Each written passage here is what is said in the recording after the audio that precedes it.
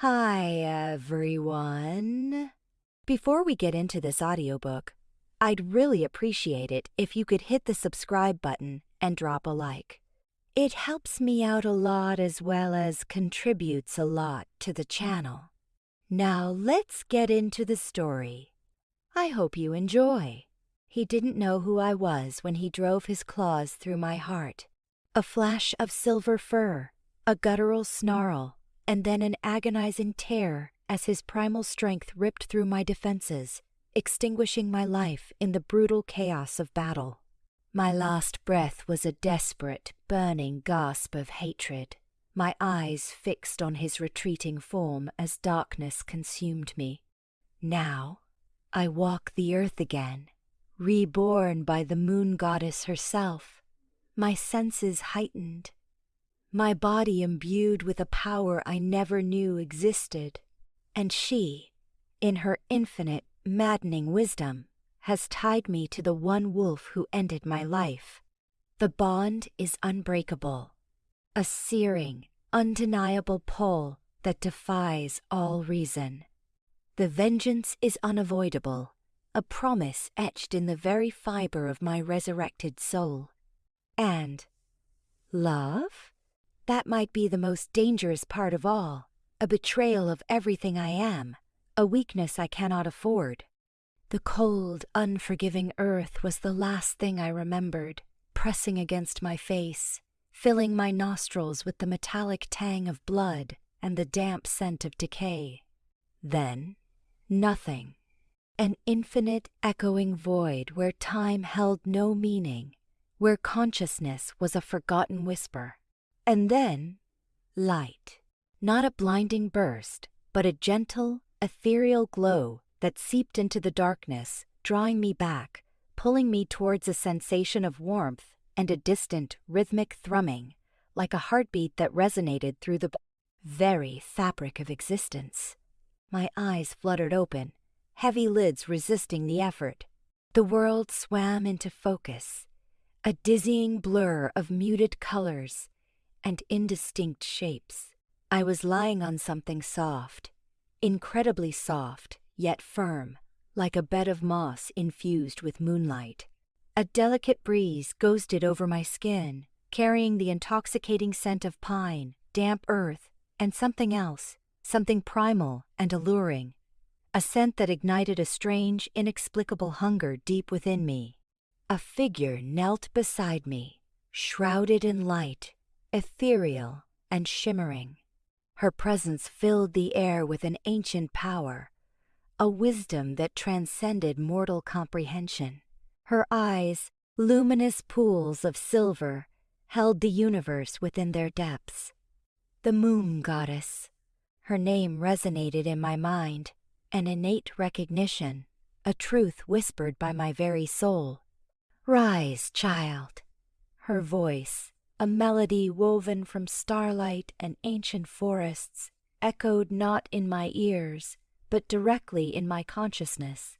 You have been called back. Your journey is not yet complete. My body, though weak, responded.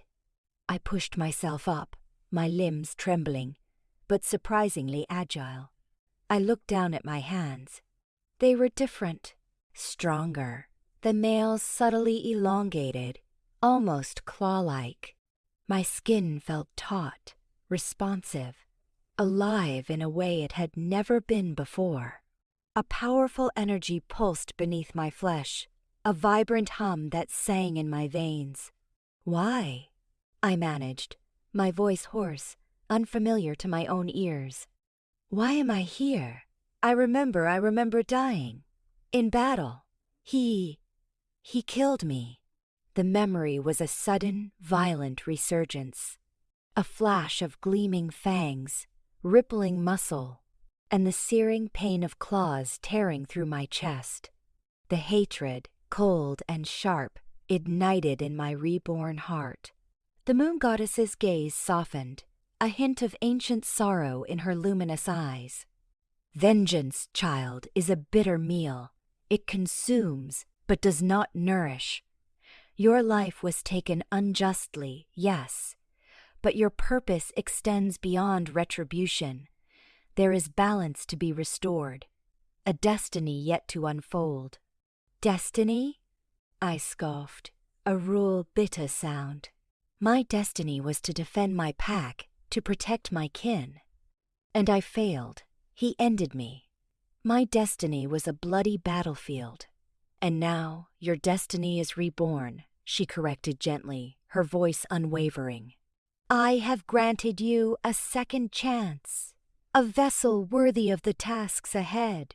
You are stronger, faster, more attuned to the rhythms of this world than before. You are my chosen. As she spoke, a searing heat erupted in my chest, directly over my heart, spreading through my veins like molten silver. It wasn't pain, but an intense, undeniable pull, a magnetic force drawing me towards something, or someone, unseen. It resonated with the primal hunger I had felt earlier, a deep, instinctual recognition. "What is this?" I gasped, clutching my chest, the heat almost overwhelming.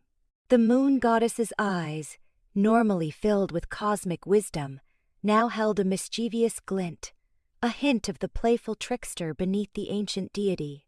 That, my dear one, is your mate bond, a tether woven by my own hand, binding your soul to another, a necessary connection for the trials to come. My blood ran cold, replacing the fiery heat with a sudden chill of dread. Mate bond. The most sacred, unbreakable bond in the werewolf world, a union blessed by the goddess herself. But to whom? My heart, now beating with renewed vigor, pounded with a terrible premonition. "Who?" I whispered, my voice barely audible. "Who is my mate?" The words tasted like ash. The moon goddess's smile was enigmatic, a silent testament to her inscrutable will. A single image, clear and devastating, blossomed in my mind. A powerful, silver-furred wolf, his eyes glowing with predatory intensity, his muzzle stained with blood. My blood! The same wolf who had driven his claws into my heart, whose strength had ripped life from my body. My breath hitched. My vision blurred, not from weakness, but from a sudden, dizzying surge of disbelief, fury, and a terrifying, inexplicable pull that warred within my very essence. It was him, the very wolf who had ended my life, my killer. "No," I whispered, the word a desperate plea. "No, it can't be him. He killed me. He's my enemy." The raw primal hatred that had been my last conscious emotion roared back to life, threatening to consume the newfound power within me. My hands clenched, my newly sharpened nails digging into my palms. The moon goddess's voice, though still gentle, held a note of unyielding finality. "The bond is forged, child. It is unbreakable. He is your mate. Your destinies are now intertwined, for good or ill. You will seek him out. You will face the truth of your past and forge a new future.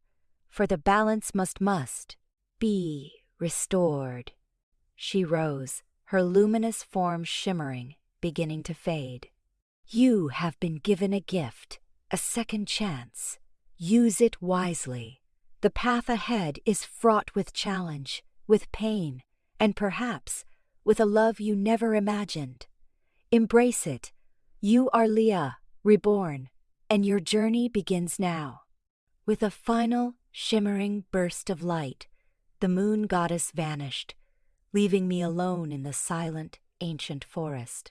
The soft moss bed was gone, replaced by damp earth beneath my palms.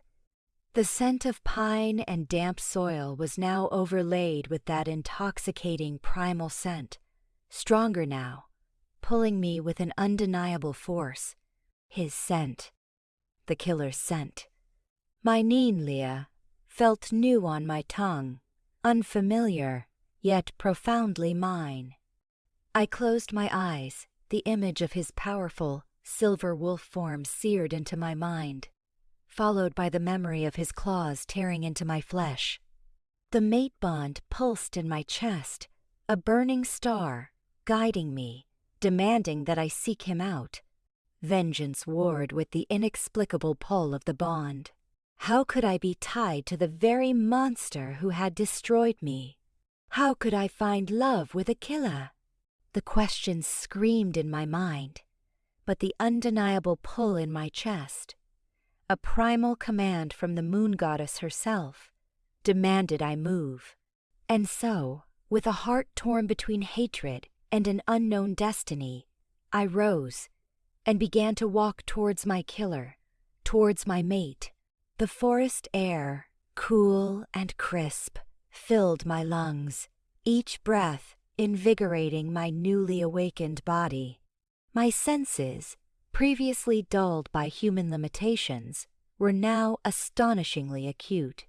I could discern the faint scent of deer trails, the rustle of a mouse beneath a carpet of fallen leaves, the distant murmur of a stream. The world was a vibrant symphony of sensations, a tapestry woven with threads of life and death, all acutely perceived. This was the gift, the enhanced existence the moon goddess had bestowed upon me.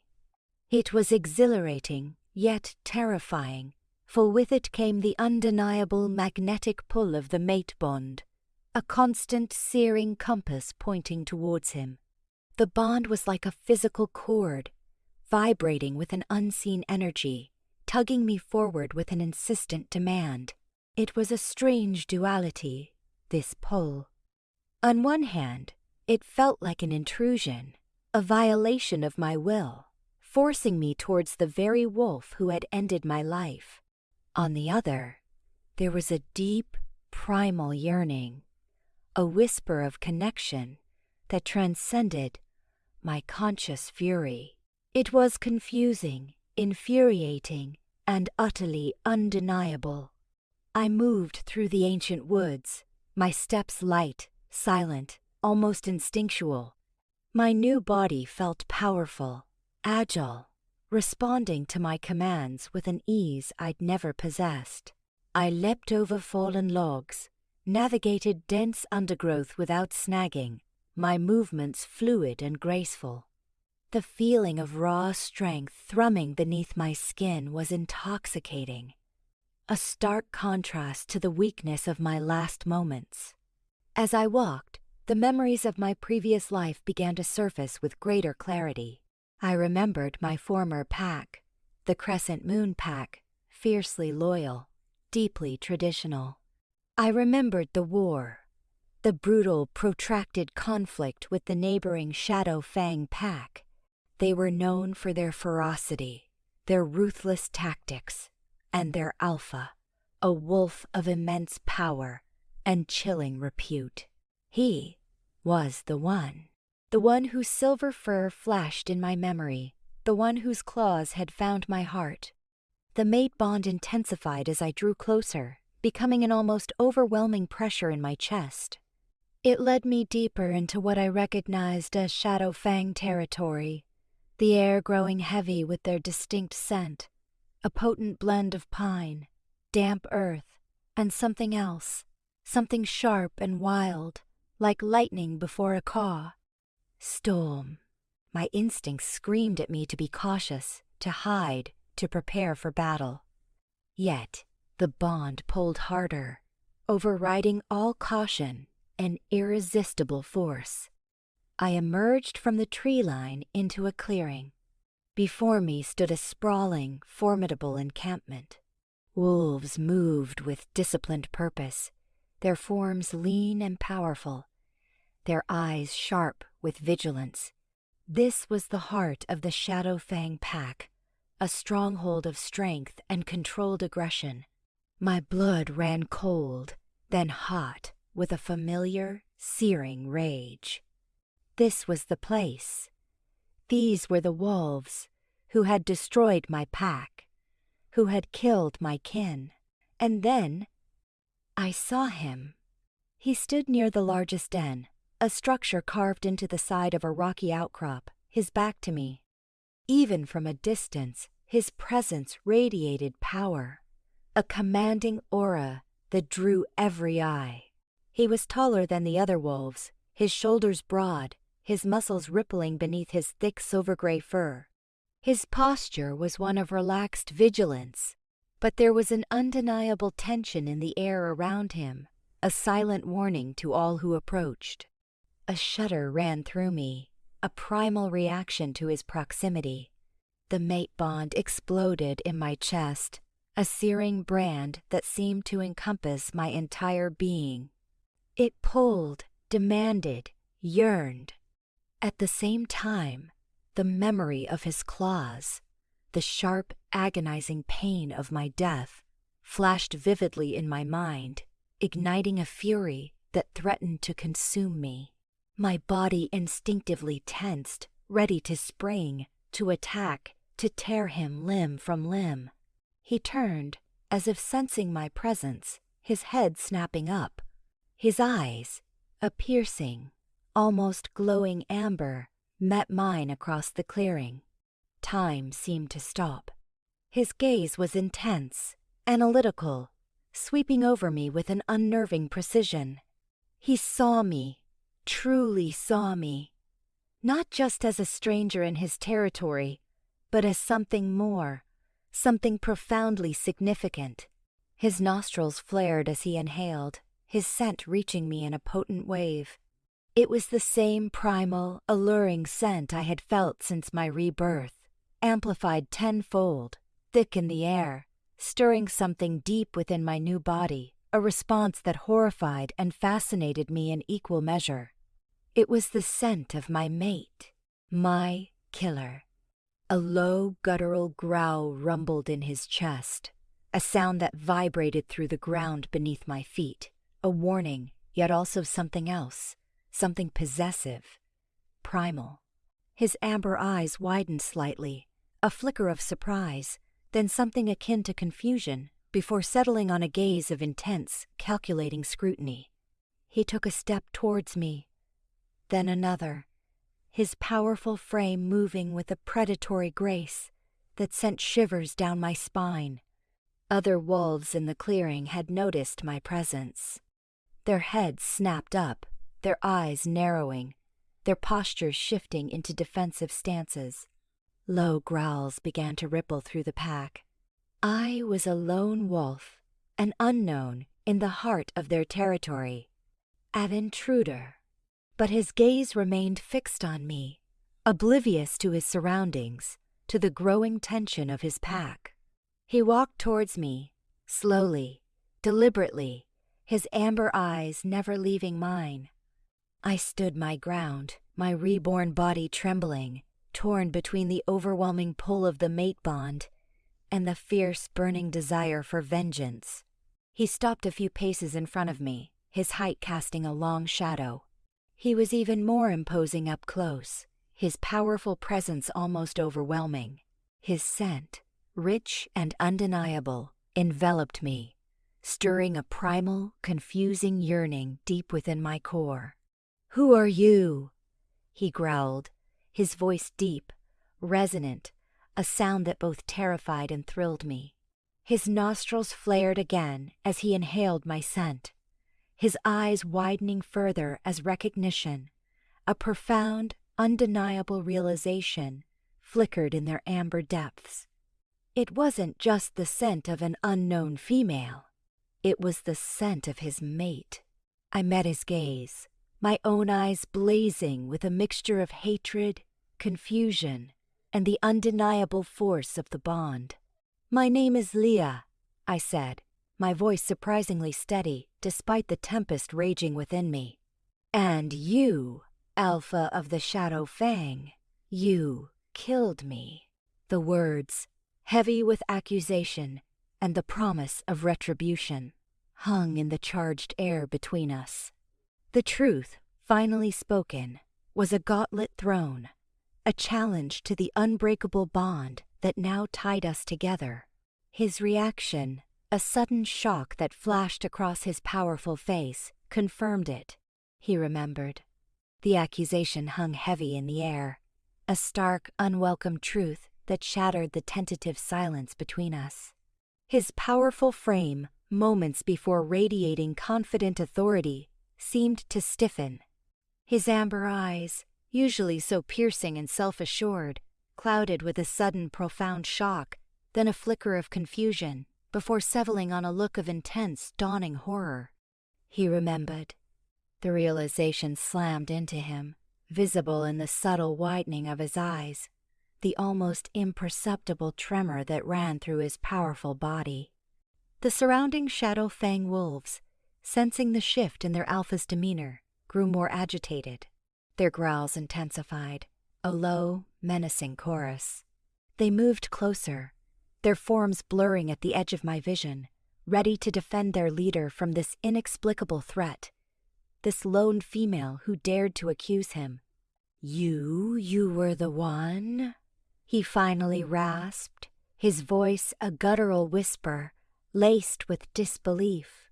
His gaze flickered from my eyes to the faint, ethereal glow that I now sensed around my chest, directly over my newly forged heart, the outward manifestation of the moon goddess's touch. He recognized it, the subtle shimmer of divine intervention. His wolf, deep within him, was roaring, not with aggression, but with a complex mix of confusion, recognition, and the undeniable pull of the mate bond. I affirmed, my voice cold, devoid of emotion, though my heart pounded a furious rhythm against my ribs.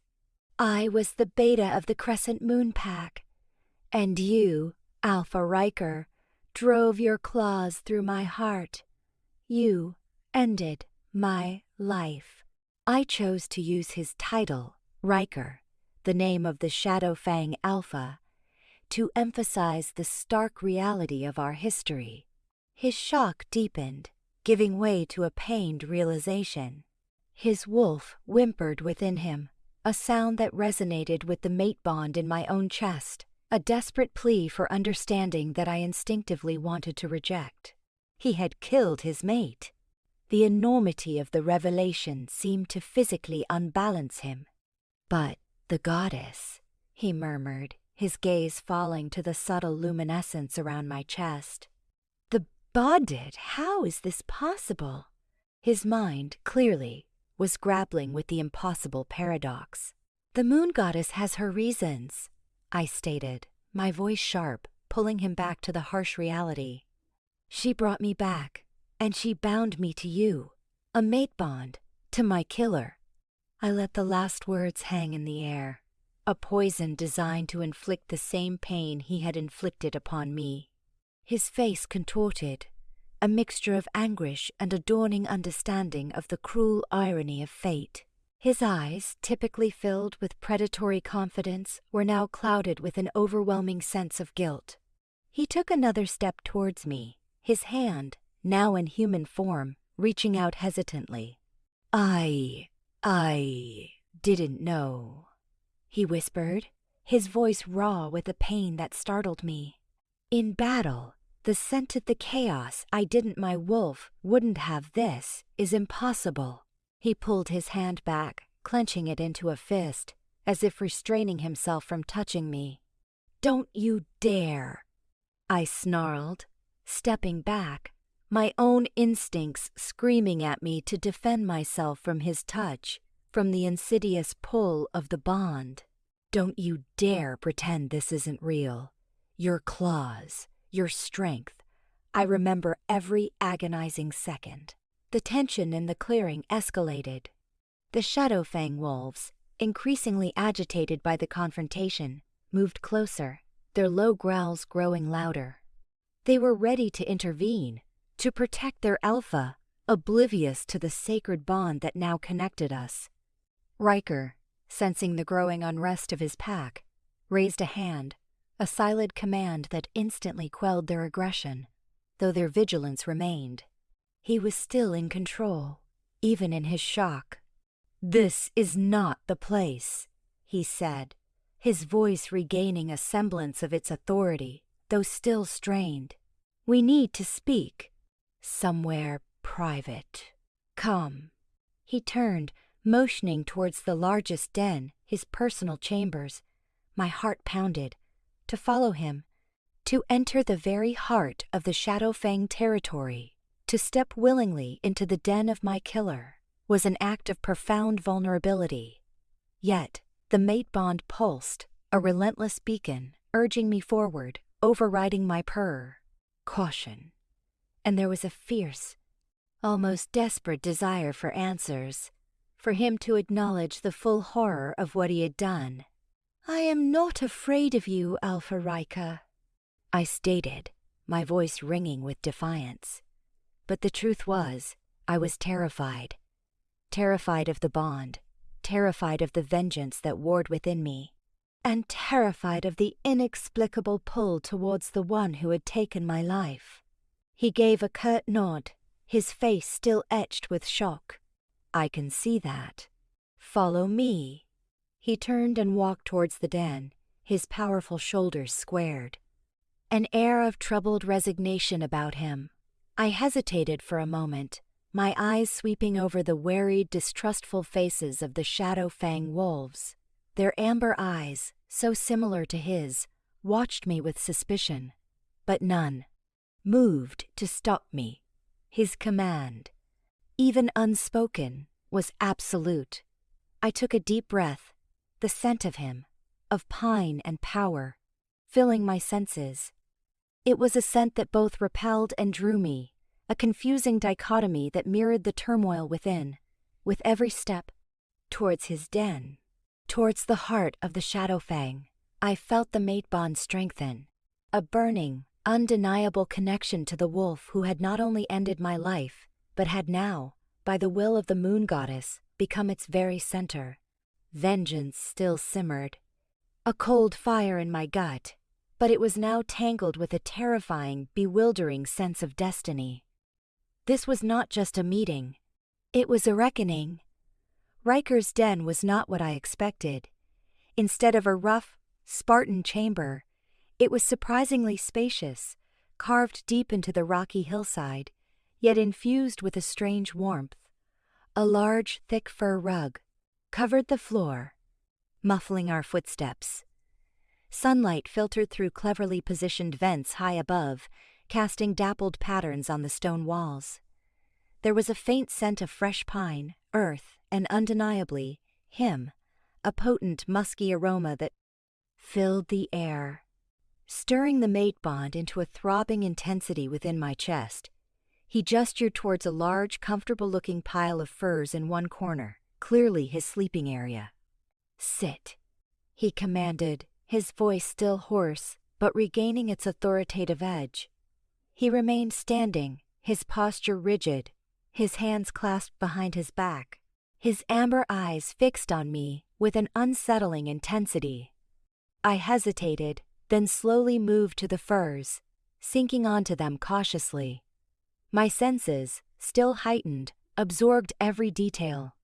The subtle shift of air currents, the distant sounds of the pack outside, the faint tremor of the earth beneath the den. Most acutely, I felt the overwhelming presence of Ryker, his aura of power filling the enclosed space.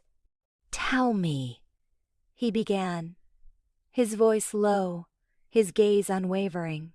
Tell me everything. Who are you?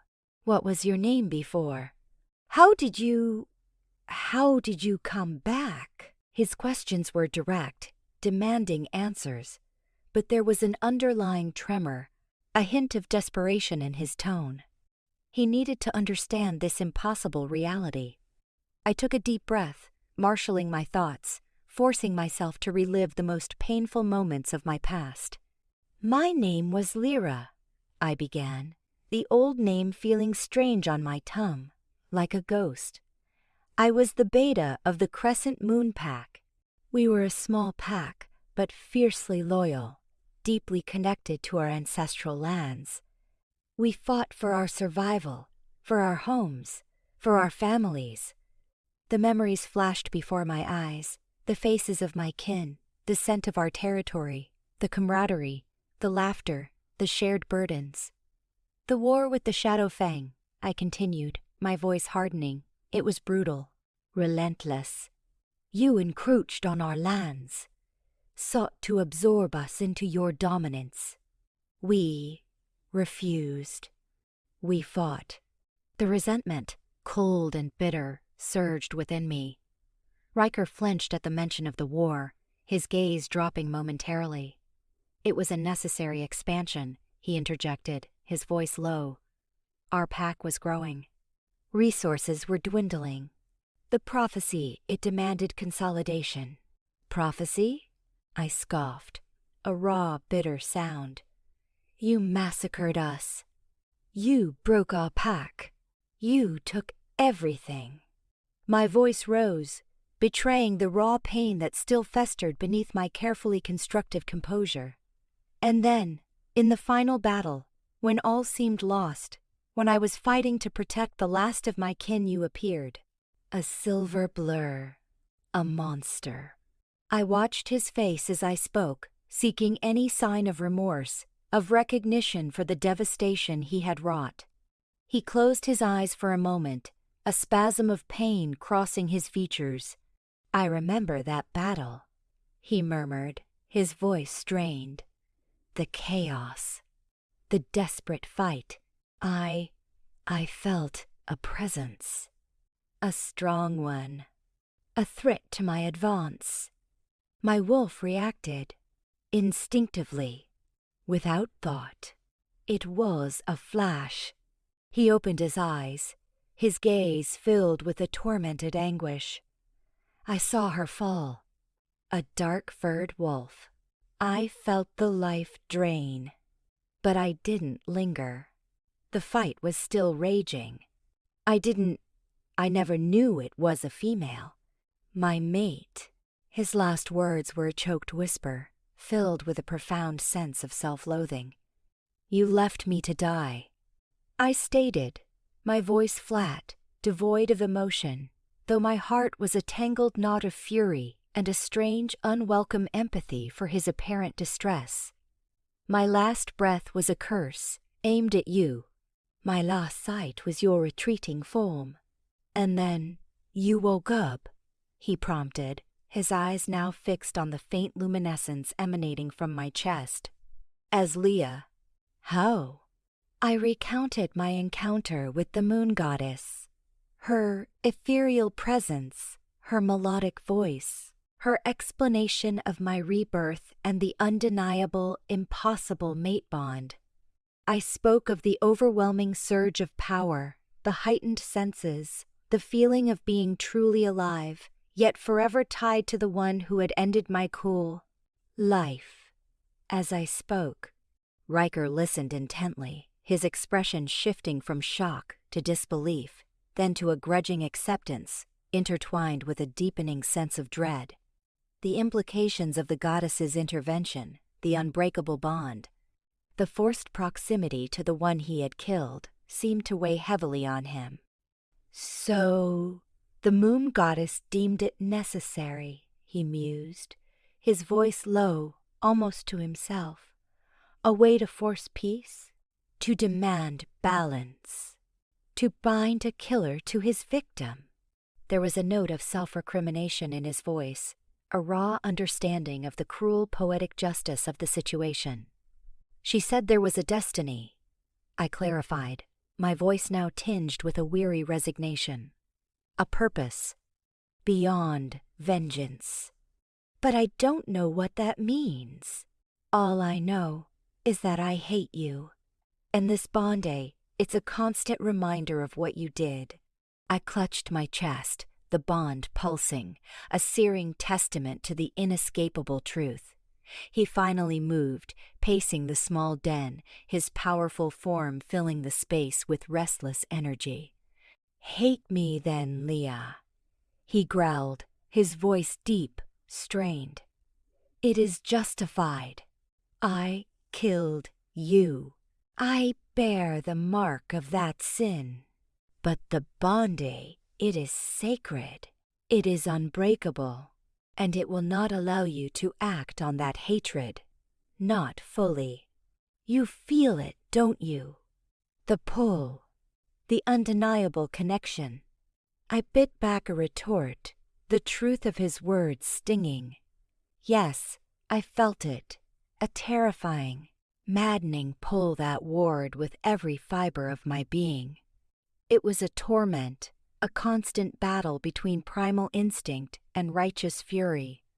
He stopped, turning to face me, his amber eyes filled with a desperate intensity. Listen to me, Lia.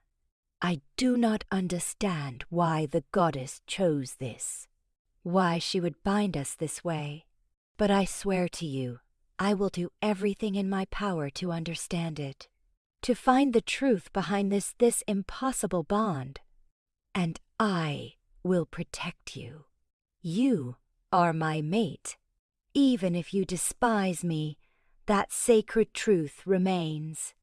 His words, a promise of protection from the very wolf who had once sought to destroy me, were a bitter irony. My heart, now beating with a complex rhythm of hatred, confusion, and the undeniable pull of the mate bond, was a battlefield.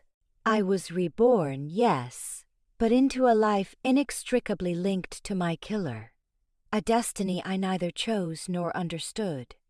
The vengeance I craved felt distant, almost impossible, overshadowed by the bewildering, overwhelming force of the bond.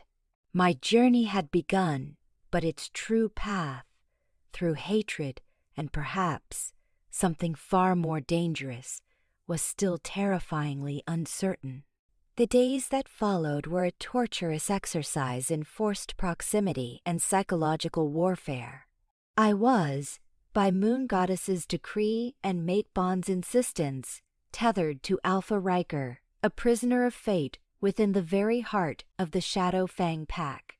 His den, once a space of guarded dialogue, became my temporary prison, albeit a comfortable one. I refused to sleep on the furs he offered, instead choosing the cold, hard stone floor, a small act of defiance against the insidious comfort he represented. Ryker, for his part, was a whirlwind of contradictions. His powerful presence was ever present, his scent a constant, overwhelming tide that battled with my lingering desire for vengeance. He treated me with a strange blend of deference and desperate care, always ensuring I had food, water, and anything I might need. His amber eyes, whenever they met mine, held a tormented plea, a silent acknowledgement of the impossible situation. He would speak to me in low, grave tones, trying to unravel the mystery of our bond, always seeking understanding, always attempting to bridge the chasm between us. "Lia," he would say, his voice strained, "we have to find a way to coexist. The goddess doesn't make mistakes. There's a reason for this. A bigger picture. The bigger picture for me, Ryker, is that you took my life. I retort, my voice sharp, my heart still a bitter knot of resentment. And now I'm forced to live and breathe and feel this thing. I gesture vaguely at my chest, where the bond pulsed, tying me to you. Don't speak of balance or purpose when you were the instrument of my destruction." He would flinch, his jaw tightening, but he never retaliated, never pushed back with anger. His remorse, it seemed, was genuine, a heavy burden that weighed on his powerful shoulders. This uncharacteristic humility from the feared alpha of the Shadow Fang was almost more unsettling than his previous ruthlessness. It disarmed me, sowing confusion in the fertile ground of my hatred. The problem, the unbearable truth, was the mate bond itself. It was a living entity, a constant, undeniable force that pulsed between us. Whenever Ryker was close, it sang in my veins, a deep, resonant hum that made every nerve ending tingle. It whispered promises of comfort, of belonging, of a primal connection that transcended all logic. My reborn body, attuned to these urges, yearned for his proximity, for his touch, for the completion that only a mate bond could offer. It was a terrifying betrayal of my own will, a visceral instinct that warred with the fiery hatred burning in my heart. I fought it constantly, pushing it down, trying to ignore the seductive whispers of my own biology. Outside the den, the Shadow Fang pack remained wary, their distrust palpable. They saw me as an outsider, a former enemy, inexplicably sheltered by their alpha. Their amber eyes, so like his, watched me with suspicion, some with outright hostility. I heard the whispers, the low growls, the questions about my presence. Ryker, however, was their alpha, and his word was law. None dared challenge his decision to keep me close, though their confusion was clear. Ryker would often leave the den to attend to pack duties, to enforce his authority, to lead patrols. In his absence, the mate bond would stretch, becoming a dull ache, a phantom limb that longed for its missing counterpart.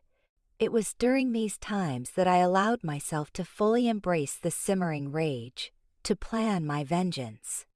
I mentally replayed the battle, the moment of my death, the faces of my fallen kin. I sharpened my newly acquired skills, practicing my agility, my speed, my heightened senses within the confines of the den. I was stronger now, a warrior reborn. But could I truly use that strength against him? Against the wolf I was biologically bound to? The question haunted my every waking moment. One afternoon, a few days after my arrival, Ryker returned to the den, his fur matted with damp earth and the scent of wild game. He had clearly been on a hunt. He entered, his eyes immediately seeking me out, the mate bond flaring with his presence.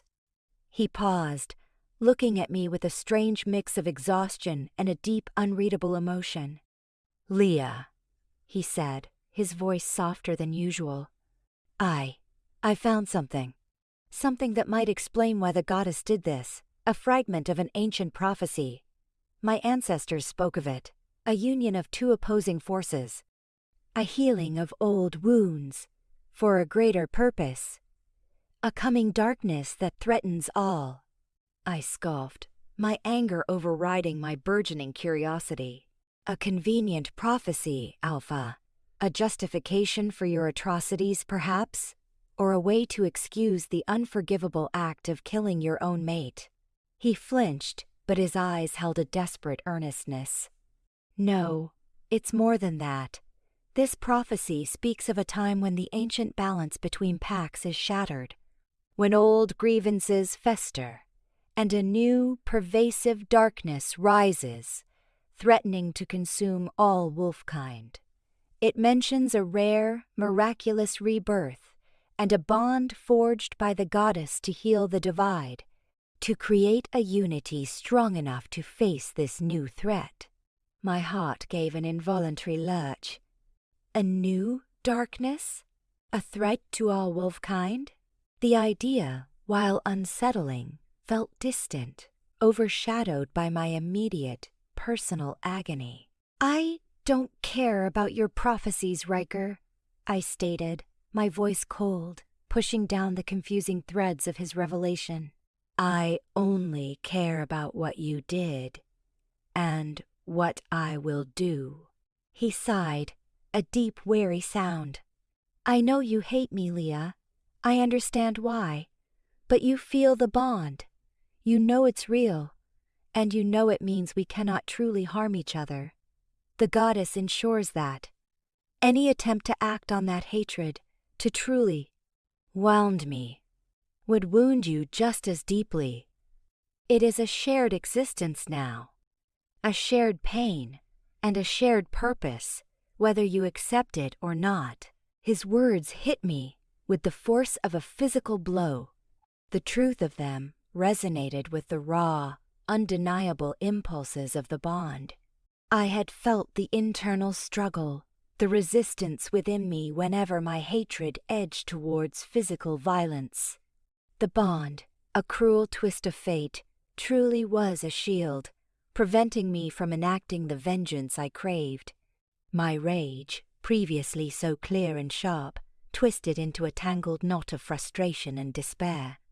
I was tied to him, yes, unable to truly hurt him, but also, undeniably, inextricably linked to him for a mysterious, greater purpose.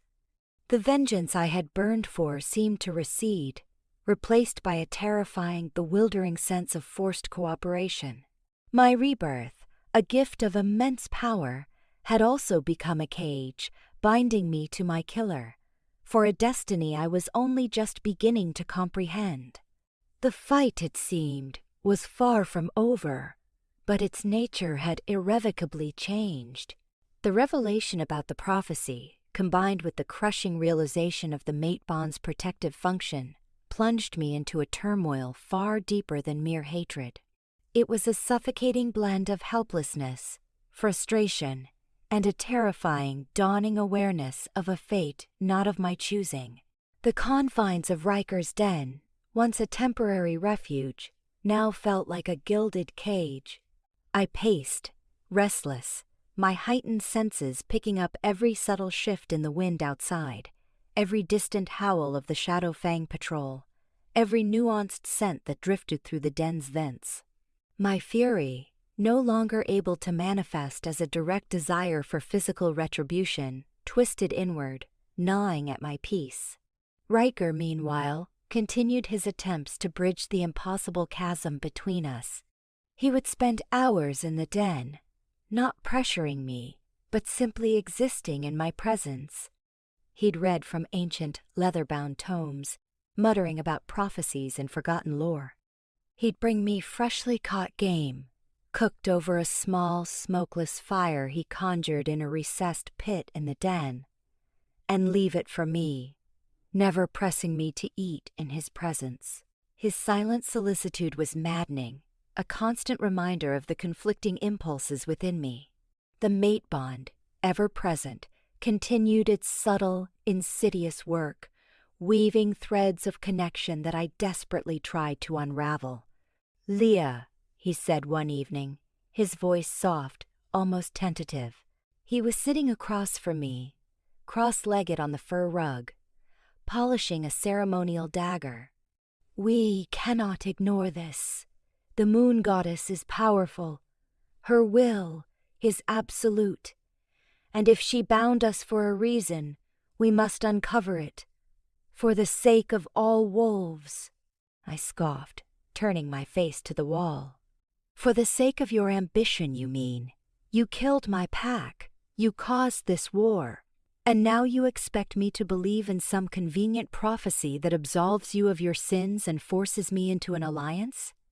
He sighed, a weary sound.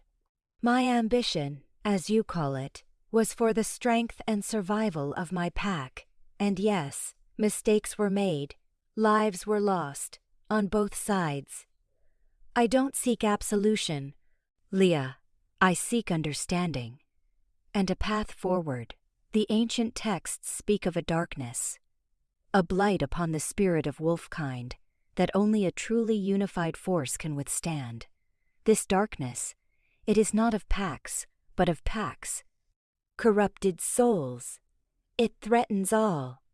Crescent Moon and Shadow Fang alike."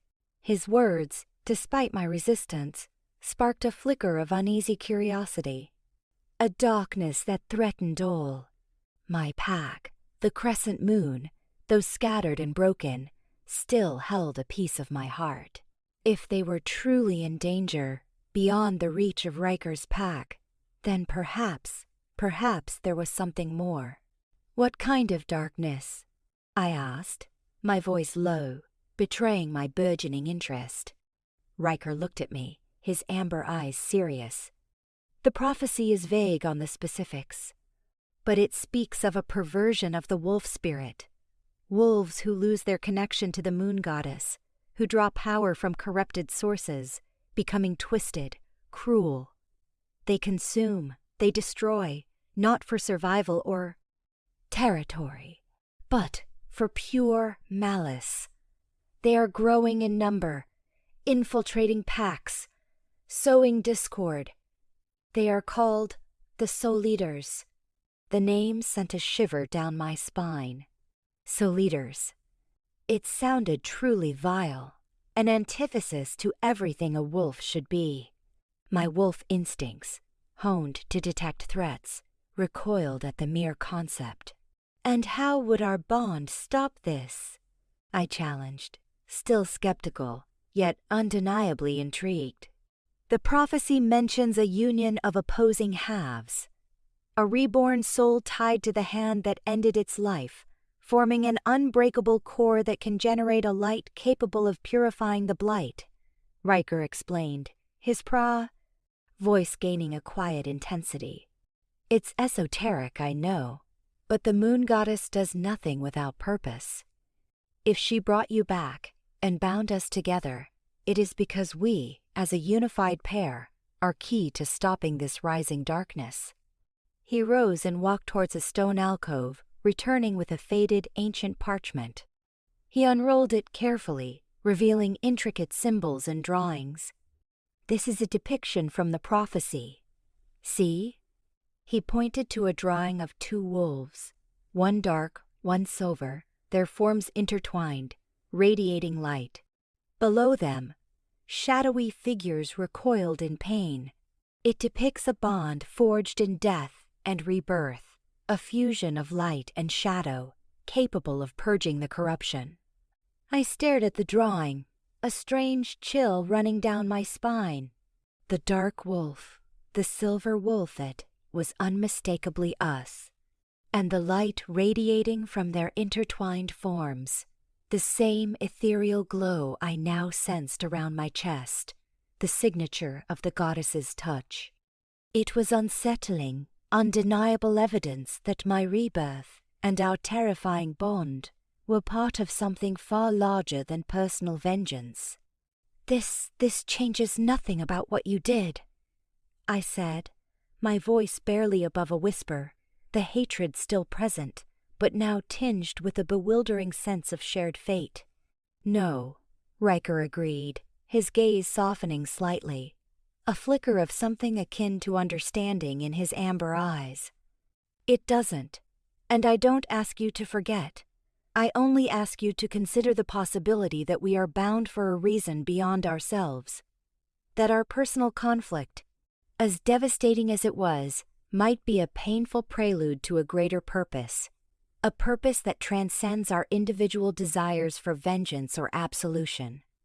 End quote. He extended the parchment to me. Think on it, Lia. If this darkness truly threatens all wolfkind, if it threatens what remains of your scattered pack, would you not fight it? And if the goddess has given us the means to do so, by binding us, should we not at least explore it? I took the ancient parchment, my fingers brushing his. A jolt, a powerful surge of energy, shot through me from the contact, igniting the mate bond into a searing, intoxicating flame. I recoiled, pulling my hand away sharply, the sudden rush of attraction warring violently with my deeply ingrained revulsion. He, too, flinched, his eyes widening, a raw emotion, perhaps longing, perhaps torment, flickering in their depths. The bond. It was the undeniable truth, the constant reminder that our destinies were inextricably entwined, whether I liked it or not. The concept of Souleaters, of a pervasive darkness, was chilling. But could I truly work with my killer? Could I trust him, even if the moon goddess herself had commanded it? The questions swirled in my mind, a chaotic storm of hatred, fear, and a dawning, terrifying sense of shared destiny. The path forward was still shrouded in uncertainty, but for the first time, it seemed to extend beyond mere retribution, towards a looming, existential threat that demanded a unity I was not yet ready to embrace. The ancient prophecy, with its chilling depiction of Souleaters and the seemingly impossible solution of our unified bond, began to gnaw at the edges of my stubborn defiance. Ryker continued his subtle campaign of persuasion, not with aggressive arguments, but with calculated revelations. He brought me more scrolls, more fragmented texts, detailing the rise of the Souleaters, their insidious methods of infiltration, their ability to corrupt the very spirit of a wolf. He spoke of unexplained disappearances, of packs suddenly turning on each other, of a growing malaise that seemed to infect the wolf communities far beyond our immediate territory. Each piece of information, reluctantly absorbed, chipped away at my singular focus on vengeance. The idea of a threat that transcended the petty territorial wars, a darkness that could consume all wolfkind, stirred a primal protectiveness within me, a deep-seated instinct to preserve the species, even if it meant working with my sworn enemy. My old pack, the Crescent Moon, though broken, still had scattered survivors. Were they in danger? The thought was a searing ache in my heart, overriding, for moments at least, the burning hatred for Ryker. The mate bond, meanwhile, remained a constant, undeniable presence. It pulsed, thrummed, and hummed between us, a living entity that demanded acknowledgement. It was a torment, yes, forcing a connection I vehemently rejected, but also a source of strange comfort, a silent understanding that no other wolf could ever share. When Ryker was near, my wolf, the newly reborn powerful essence within me, resonated with his, a deep instinctual echo that transcended the conflict of our human minds. It was infuriating. It was confusing. And it was increasingly difficult to ignore. One day, Ryker entered the den, his face grim, his usual composed demeanor replaced by a palpable tension. "Lia," he said, his voice low, urgent. "A patrol has returned from the eastern borders. They encountered something, wolves, but twisted. Their scent was foul, corrupted. And they showed no remorse, no fear. They attacked with a savagery that was unnatural. 2 of our warriors are severely wounded. Their minds, they seem blank." My heart gave a sickening lurch. Souleaters. The description matched the ancient texts. This wasn't just a prophecy. It was a present, chilling reality. My wolf stirred, a growl rumbling deep in my chest. The instinct to fight, to protect, surged to the forefront. "Where?" I demanded, rising, my own senses sharpening, picking up the lingering scent of unnatural corruption that now seemed to cling to Ryker's fur. He looked at me, surprise flickering in his amber eyes at my immediate, instinctive response. Near the old hunting grounds, beyond the Shadow Peak Pass, they were moving swiftly, as if on a mission. "They're not just attacking randomly," I stated, my mind, sharp and tactical, quickly assessing the situation. "They're targeting something. They're seeking something out. This isn't just about territory, is it?" Ryker shook his head. "No, the prophecy warns that they seek to corrupt sacred sites, places of power that amplify their own twisted energies.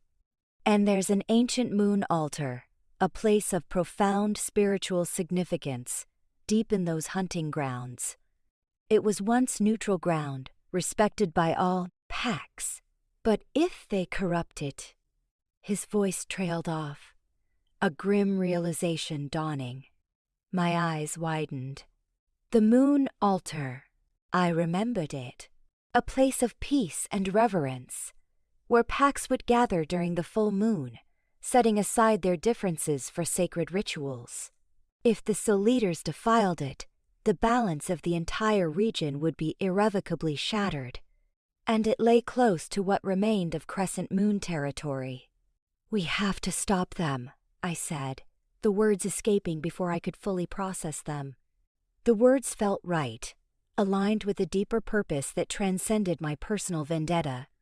The threat to all wolf-kind, to the very essence of what we were, superseded my desire for vengeance against him. Ryker studied me, a flicker of something akin to hope in his eyes. We? You mean we? I met his gaze, the mate bond pulsing with a silent triumph, sealing the unexpected alliance. The hatred was still a burning ember, but it was now overshadowed by a colder, fiercer resolve. Yes, Alpha, we. But understand this. This is not for you. This is for the wolves, for the packs you destroyed, and the ones you now claim to protect. This is for the balance the goddess demands. And when this is over, my vengeance against you still stands. Do not forget that. A faint smile, a grim, determined curve of his lips touched Ryker's face. Understood, Lia. For the wolves, for the balance, and for whatever comes after. He paused, then looked at me, a flicker of something raw and exposed in his amber eyes. But know this, Lia. I take no pleasure in this. In what I did, I carry that burden, and I will do everything in my power to atone for it. His words, unexpectedly sincere, struck a chord within me, a tiny, almost imperceptible softening in my rigid resolve, but I pushed it down. There was no time for empathy, no time for weakness. How many warriors are you sending? I asked, my tone sharp, immediately shifting to tactics. A full patrol, he replied, his voice back to its authoritative command. 15 of my best, and I will lead them. No, I countered, surprising him. You won't lead. You'll be the anchor. I'll take point. My senses are sharper now. I can detect their corruption, their twisted scent, from further away. I can guide the vanguard. And I know the old hunting grounds better than anyone in your pack. It was Crescent Moon territory. A grim determination settled over me. This was my chance to prove my worth, to lead again, to fight for something beyond personal revenge. Ryker hesitated, his alpha instincts warring with my undeniable logic. To let an unknown, a former enemy, lead his warriors was a profound act of trust. But he had witnessed my capabilities. He had seen the raw, primal power of my reborn self. Very well, Lia. He finally conceded, his gaze unwavering, acknowledging my tactical superiority. You take point, but I will be right behind you. Every step of the way. And remember the bond. It is a shield, yes, but also a connection. Use it. It will guide us both. I nodded, the mate bond flaring with a sudden, overwhelming intensity. It was a strange, undeniable truth. We were bound, for better or for worse, to face this new darkness together. My hands, newly strong, clenched into fists. The path to vengeance was now intertwined with a desperate fight for survival, a forced alliance with the killer, who was now, impossibly, my mate.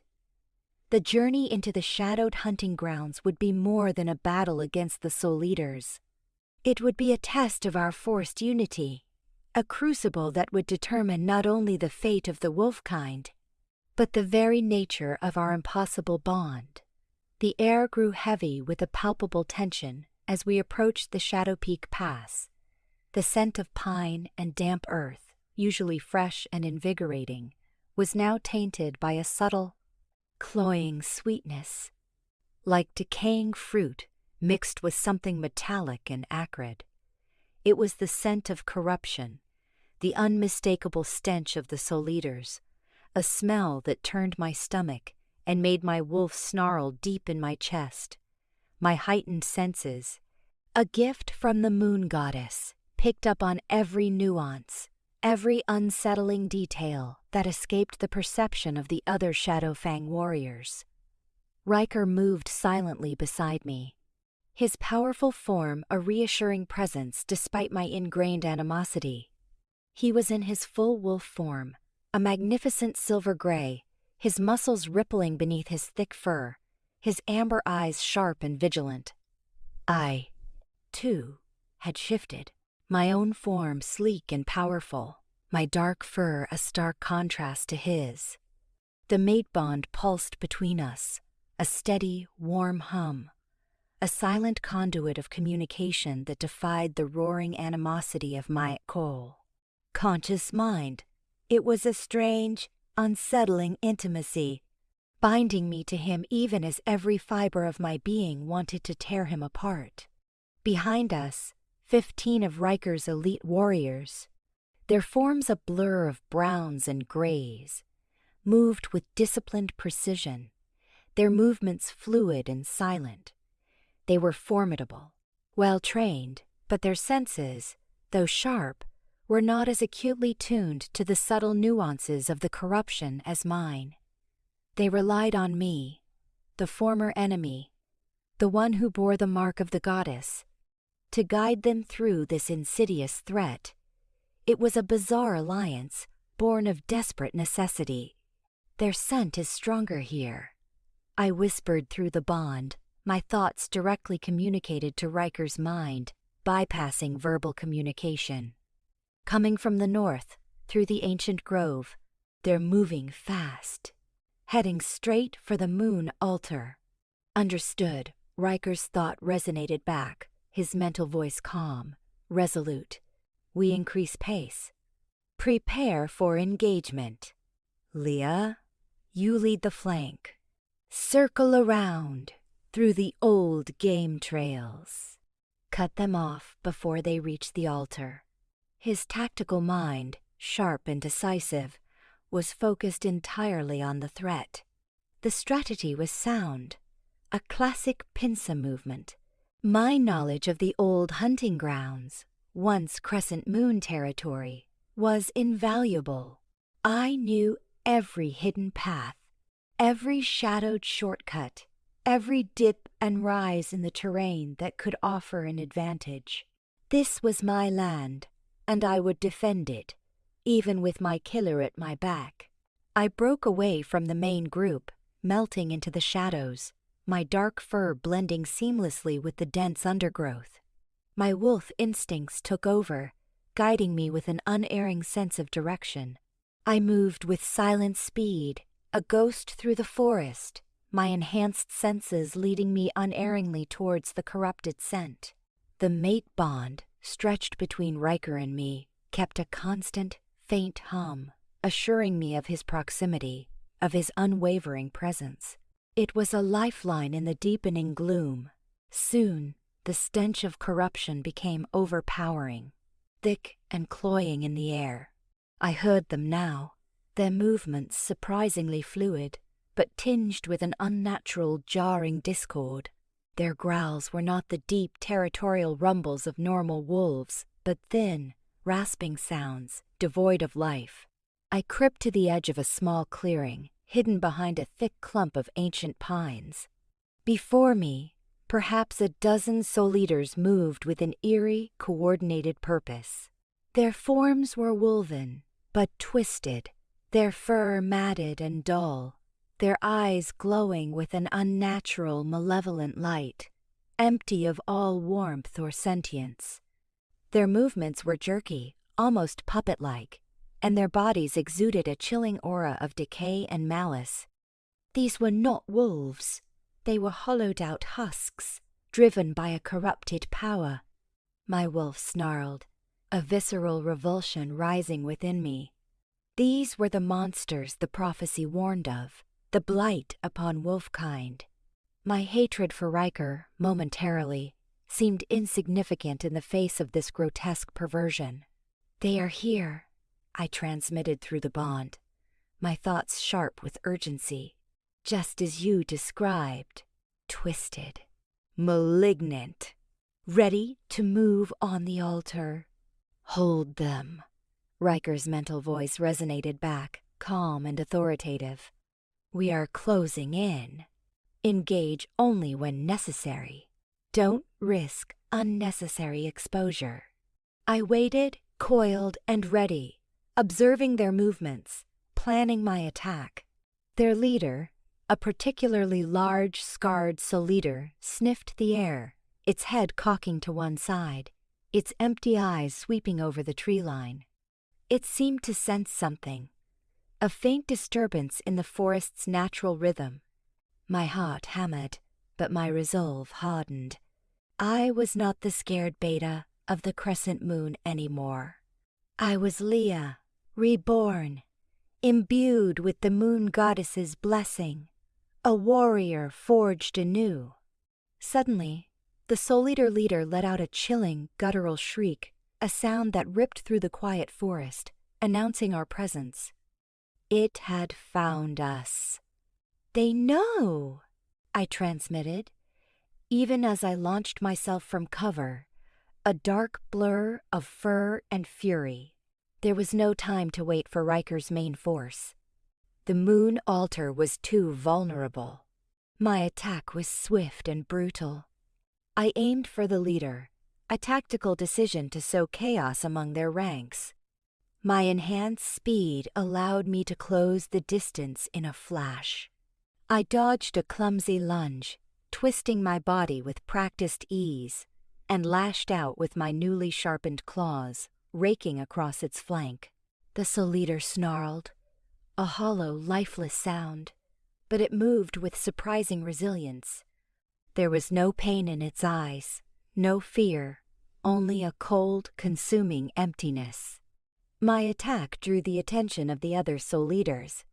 They turned, their glowing eyes fixed on me, and lunged. I was outnumbered, surrounded, but my body moved with an almost ethereal grace, dodging their clumsy but powerful attacks. My wolf, released from the constraints of my human mind, reveled in the fight, its primal instincts guiding my every move. I fought with a savage elegance, striking with precision, avoiding their corrupting touch. Each claw swipe, each snap of my powerful jaws, was a declaration of defiance against the insidious darkness they represented. The mate bond flared, a sudden, powerful surge of energy that coursed through me, a silent roar from Ryker's wolf. He was close. His forces were arriving. Just then, a flash of silver fur erupted from the tree line, followed by a torrent of powerful, snarling forms. Ryker, leading his vanguard, crashed into the Souleater ranks, his strength a force of nature. He moved with brutal efficiency, his fangs tearing, his claws ripping, a whirlwind of controlled violence. His warriors followed, their attacks coordinated, their training evident. Our forces clashed, the forest erupting into a maelstrom of snarls, growls, and the sickening thud of bodies. I fought side by side with Ryker, our movements instinctively synchronized, a deadly dance. Our wolves, bound by the goddess, moved as one, anticipating each other's attacks, covering each other's weaknesses. I would disorient a Souleater, and he would deliver the killing blow. He would draw their attention, and I would attack from their blind spot. It was a terrifying, exhilarating collaboration. During one particularly fierce exchange, a Souleater, larger and more resilient than the others, managed to flank me, its corrupted claws lunging for my neck. I saw it too late. But then, a flash of silver. Ryker, moving with impossible speed, intercepted the blow, taking the impact on his own shoulder. He roared, a sound of primal fury, and tore into the Souleater, ripping it apart with a savage intensity that left no doubt of his power. He turned to me, his amber eyes blazing, a silent question, a flicker of concern. I met his gaze, the mate bond pulsing, a complex current of shared adrenaline, shared danger, and a bewildering, undeniable sense of protection. He had saved me. The killer had saved me. The irony was not lost on me, even in the heat of battle. The fight was intense, but with our combined strength and Ryker's strategic genius, the tide slowly turned. The Souleaters, devoid of true life, lacked the adaptability and cunning of living wolves. One by one, their twisted forms fell, dissolving into a sickly blackish mist that dissipated into the forest air, leaving behind only the cloying scent of their corruption. Finally, the last Souleater fell, its lifeless eyes staring blankly at the sky. A tense silence descended upon the clearing, broken only by the heavy breathing of Ryker's warriors and the rustle of leaves in the gentle breeze. The immediate threat was gone. The moon altar, for now, safe. Ryker turned to me, still in his wolf form, his fur matted with sweat and dust, a small, superficial wound on his shoulder where the Souleater had struck him. His amber eyes, however, held a profound, unreadable depth. He looked at me, not as an enemy, not as a killer, but as a partner, a survivor, and undeniably as his mate. The bond pulsed, a vibrant hum of shared triumph and shared burden. Our forced alliance had saved lives, and in doing so, it had irrevocably shifted the landscape of our impossible relationship. The battle for the moon altar was won, but the true war, the one within my own heart, had only just begun. The aftermath of the battle was a somber tableau of victory.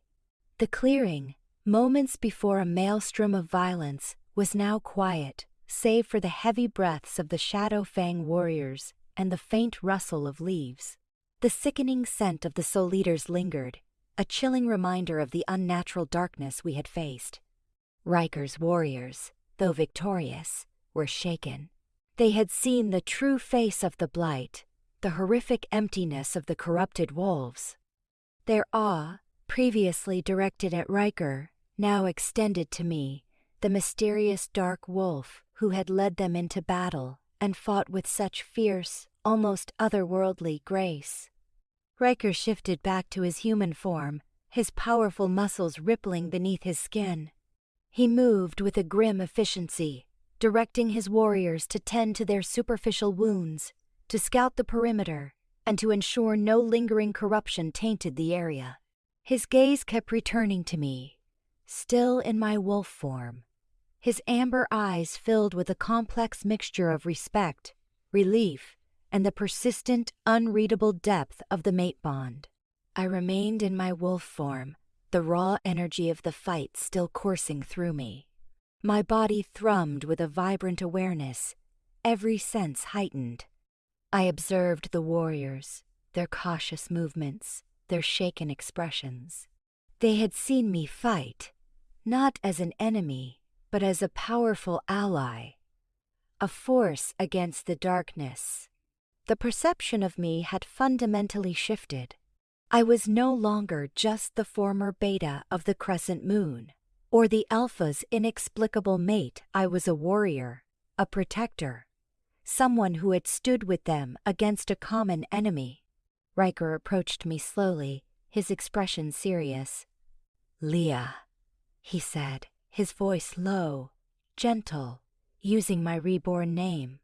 "You fought exceptionally. Your instincts, your leadership, it was invaluable. You saved my warriors. You saved the altar." His voice held genuine gratitude, devoid of any hint of his previous alpha-like command over me. I met his gaze, my wolf form holding steady, refusing to shift back. The mate bond pulsed, a warm, undeniable current of shared experience. The raw hatred, which had been a constant companion, felt muted, softened by the adrenaline of battle and the strange, unexpected camaraderie of fighting side by side. He had saved me, shielded me. The irony was still bitter, but the action itself was undeniable.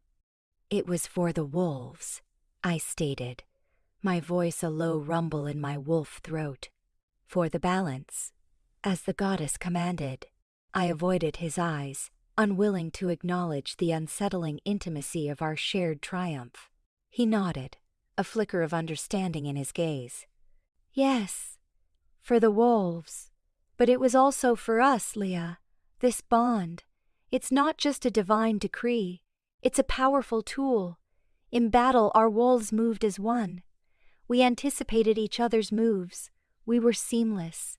His words resonated deeply within me, echoing the undeniable truth of our coordinated actions. Our individual strengths had been magnified, intertwined into a formidable force. I shifted back to my human form, the transition fluid and natural. The air felt cold against my skin, my fur disappearing, replaced by my renewed human body, stronger and more resilient than before. It means nothing, I retorted, my voice sharp, pushing back against the subtle implication of intimacy. It means our instincts are aligned, nothing more. But even as I said the words, a small, insidious doubt began to bloom in my heart. Could it be nothing more? Ryker sighed, running a hand through his hair. Perhaps, but it's a start. We faced something truly evil today, Lia. Something that threatens the very essence of what we are. And we faced it together. As mates, bound by the goddess, you felt it too, didn't you? The power when we worked as one. I felt it. A raw, invigorating surge of power that amplified my own. A feeling of absolute competence and terrifying effectiveness. It was a seductive feeling, a whisper of what we could achieve, bound together. But it also terrified me. This forced reliance on him, on the very person who had once been my executioner, felt like a betrayal of my own autonomy. What's next? I demanded, turning the conversation back to the tactical. If the Souleaters are growing, if they're targeting sacred sites, then this won't be the last battle. Ryker's expression grew grim. No, this was just the beginning.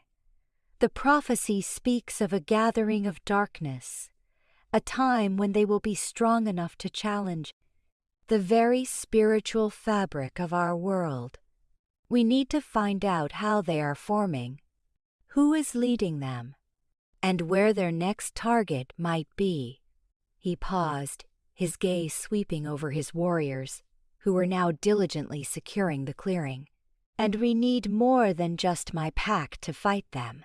We need alliances. Alliances? I scoffed, a bitter laugh escaping my lips. The Shadow Fang pack has no allies, Ryker. You have absorbed packs, annihilated others. You have a reputation for ruthless expansion, not diplomatic unity. The memory of my own pack, destroyed by his very hand, fueled my scorn. His jaw tightened. I know my reputation, Lia, and I know the history. But the threat of the Souleaters transcends old grievances. They are a common enemy to all wolves, even to the remnants of the crescent moon. His words, a deliberate jab, found their mark, stirring the familiar ache for my lost kin. What about them? I asked, my voice low, a flicker of desperation in my eyes. The survivors of my pack. Where are they? Are they safe? Ryker looked at me, a profound compassion entering his amber eyes, a look that surprised and unsettled me. I don't know their exact locations.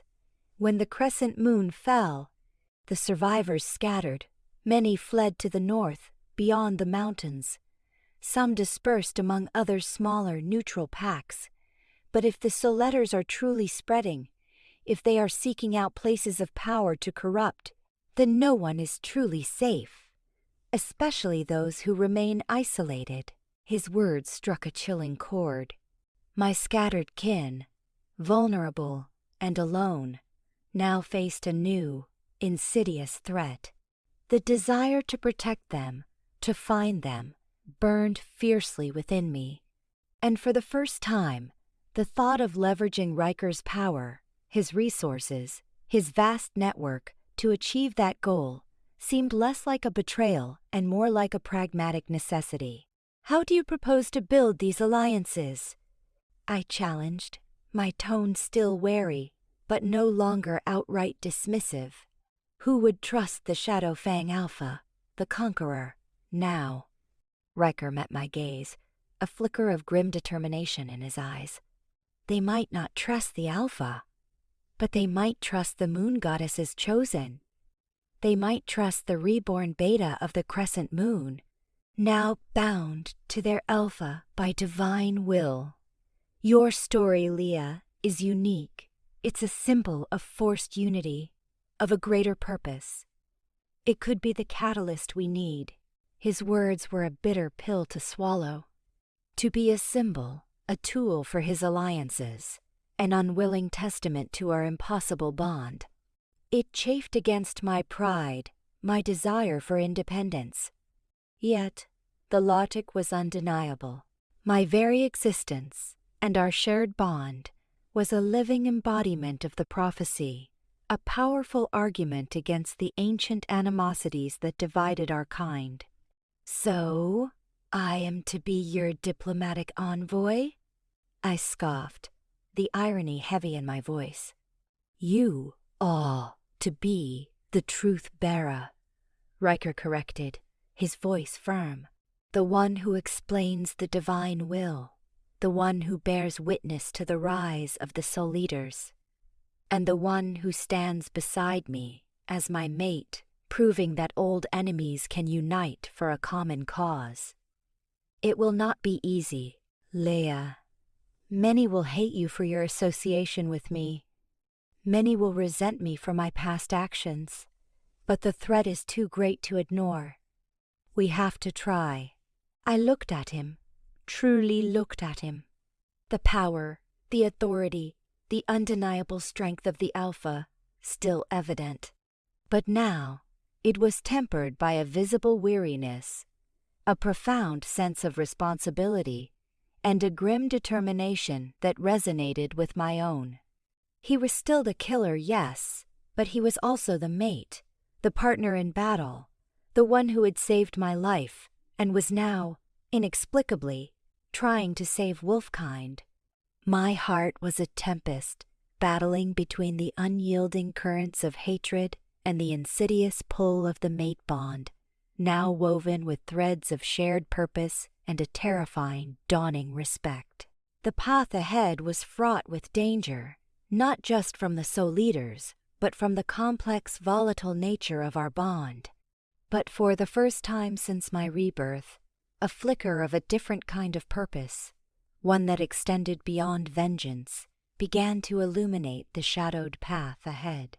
We were going to build alliances, and I, the reborn beta, the reluctant mate, was going to lead the way. The transition from captive to reluctant envoy was a dizzying shift, a testament to the moon goddess's inscrutable will and the pressing urgency of the Souleater threat. My temporary home remained Ryker's den, a constant reminder of our enforced proximity and the undeniable pull of the mate bond. Yet, the tension within its walls had subtly changed. Conversations were now more focused, more strategic, less about our personal animosity and more about the looming danger that threatened all wolfkind. Ryker, for his part, was methodical in his approach. He knew the resistance we would face, the deep-seated distrust and hatred many packs harbored towards the Shadow Fang, a legacy of his pack's aggressive expansion. He understood that my presence, the reborn beta of a pack he had destroyed, was both our greatest liability and our most potent asset. He spent hours explaining the political landscape of the surrounding territories, detailing the history of alliances and feuds, trying to impress upon me the magnitude of the task ahead.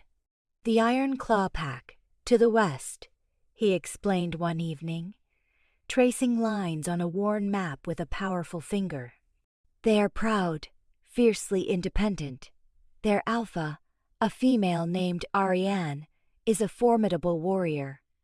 She lost many kin in the border skirmishes with us years ago. She will not welcome my presence."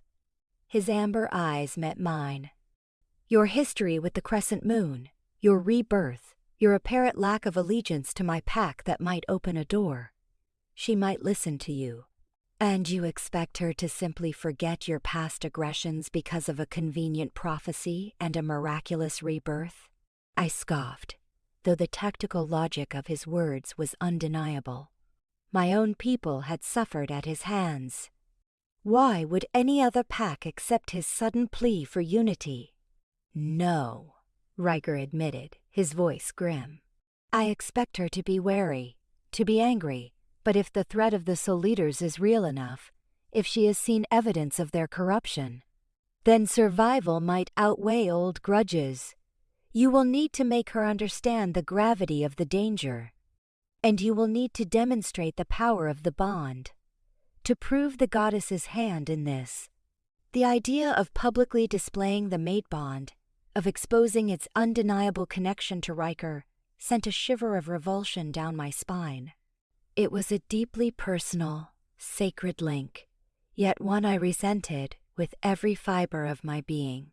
To use it as a tool, a proof of divine intervention, felt like a perverse irony.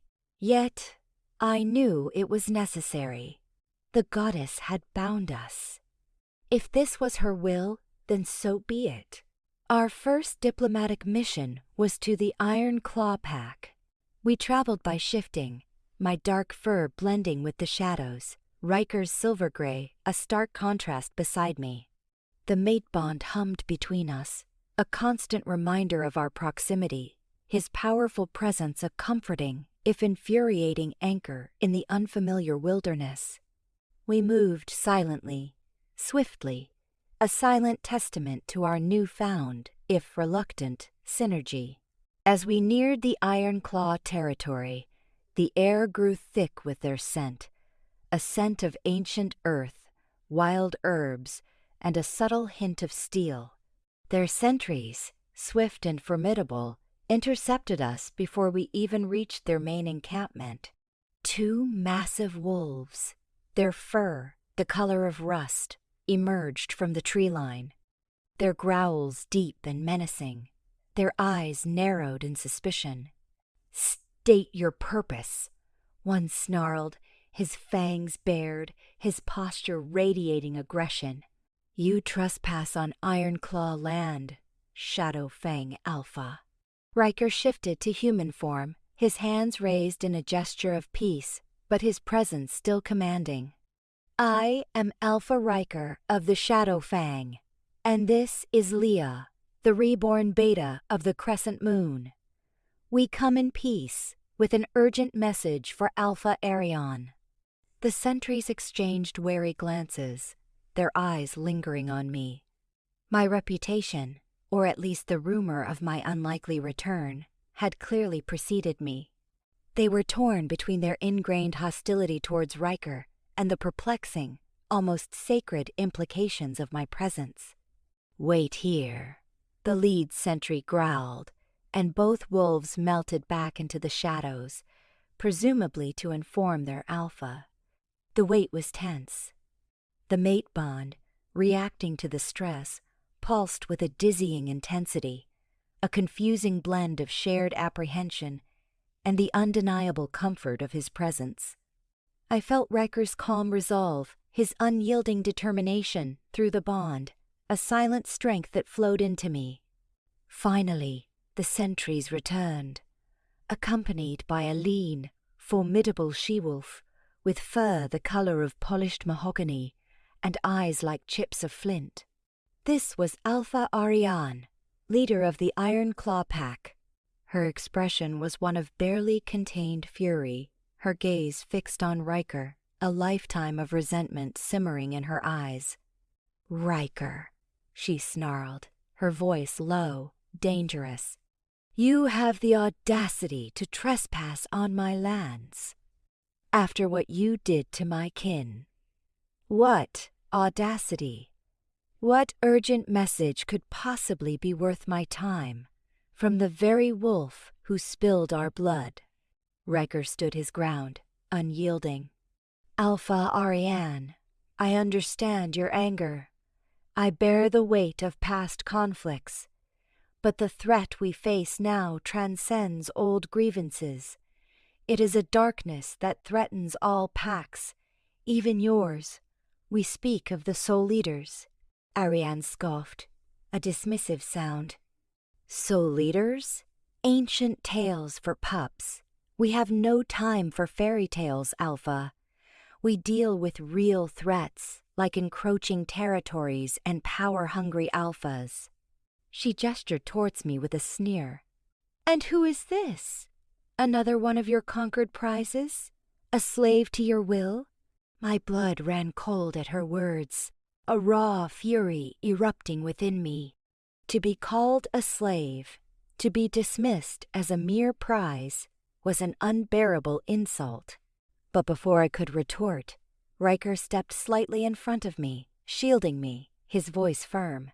"She is my mate, Alpha Ariane," he stated, his voice resonating with an authority that left no room for doubt.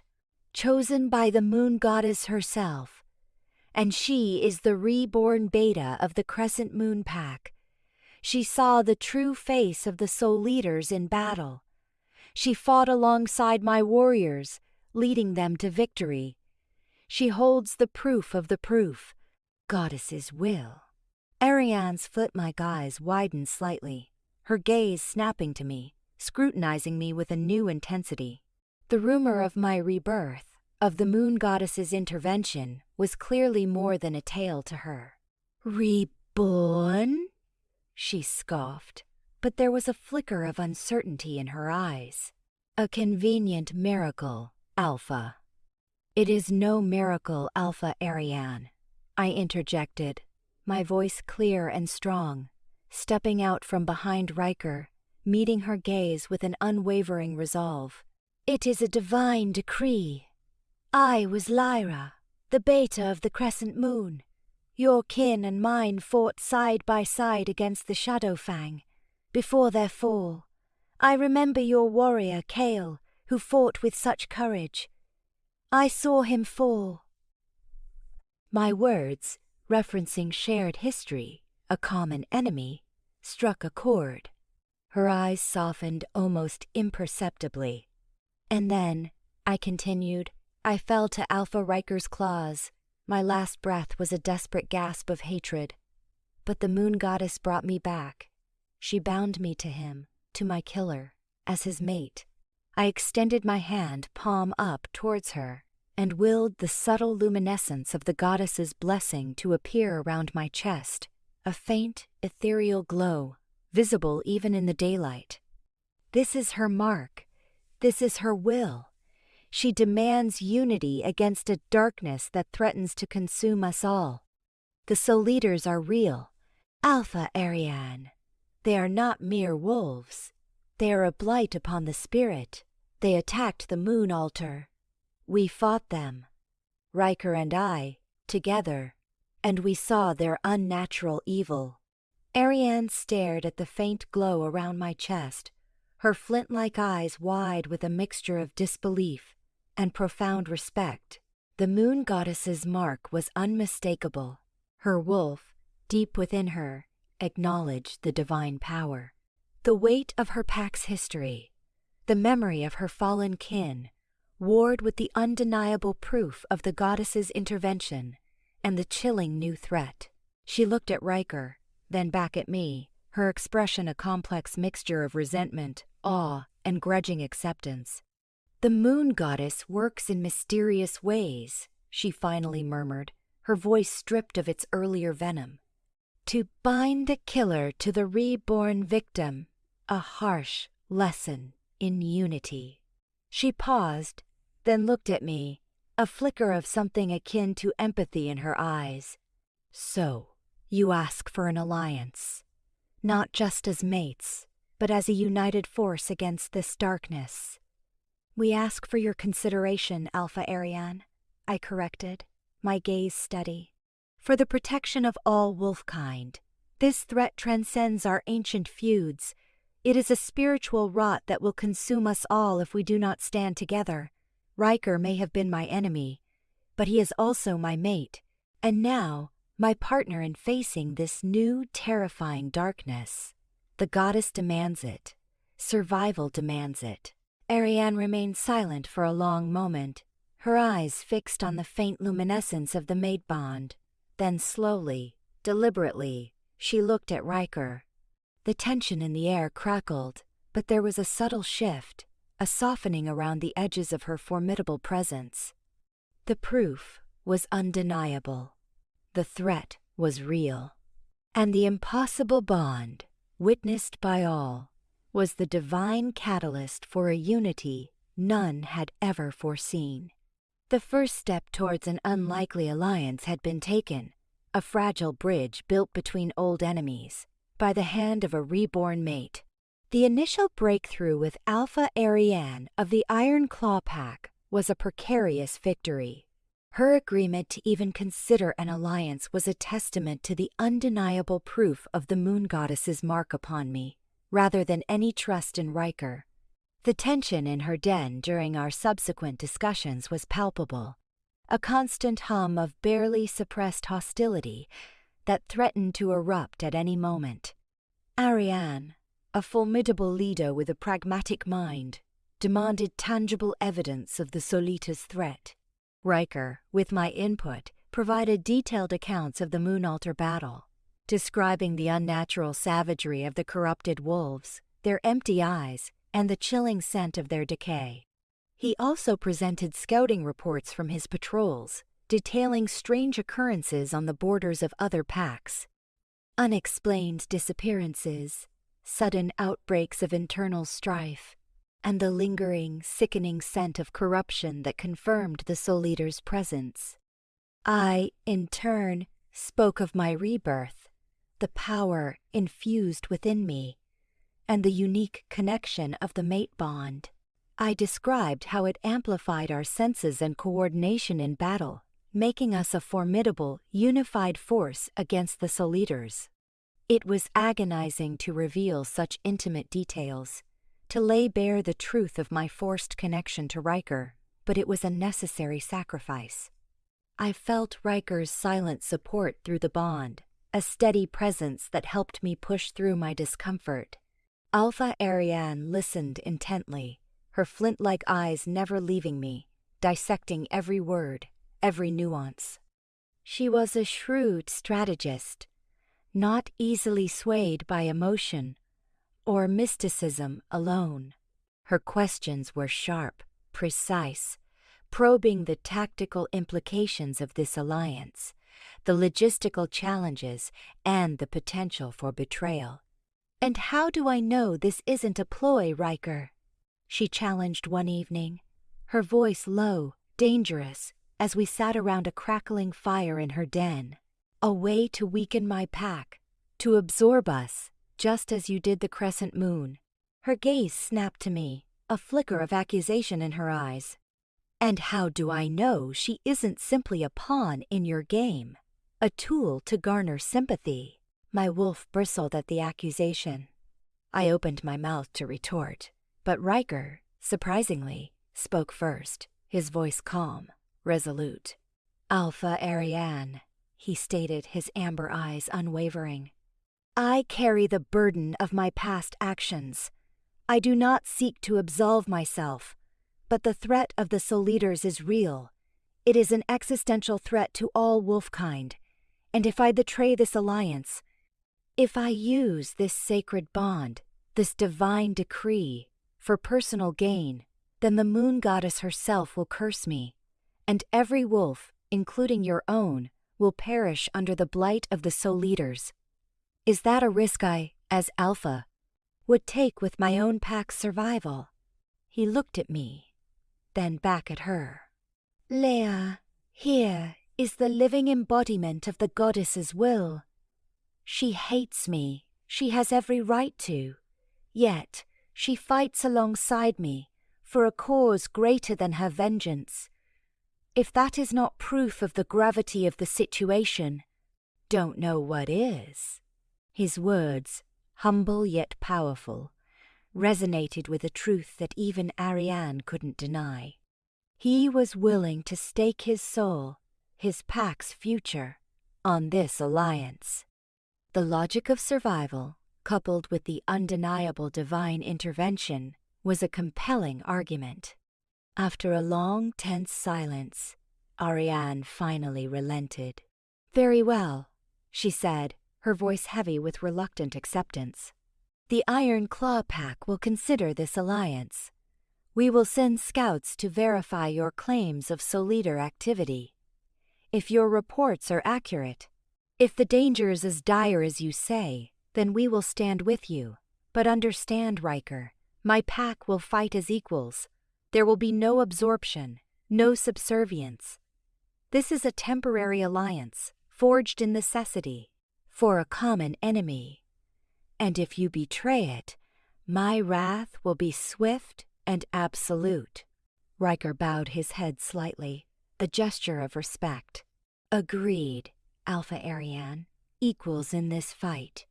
For the survival of all."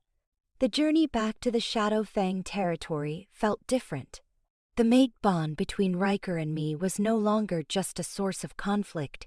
It was also a shared burden, a tacit acknowledgement of the immense responsibility we now carried.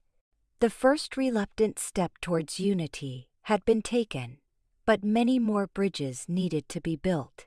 Our next target for alliance was the Riverbend Pack, a large, influential pack known for their neutrality and their diplomatic prowess. They were nestled deep in the fertile river valleys, far from the direct territorial conflicts of the past.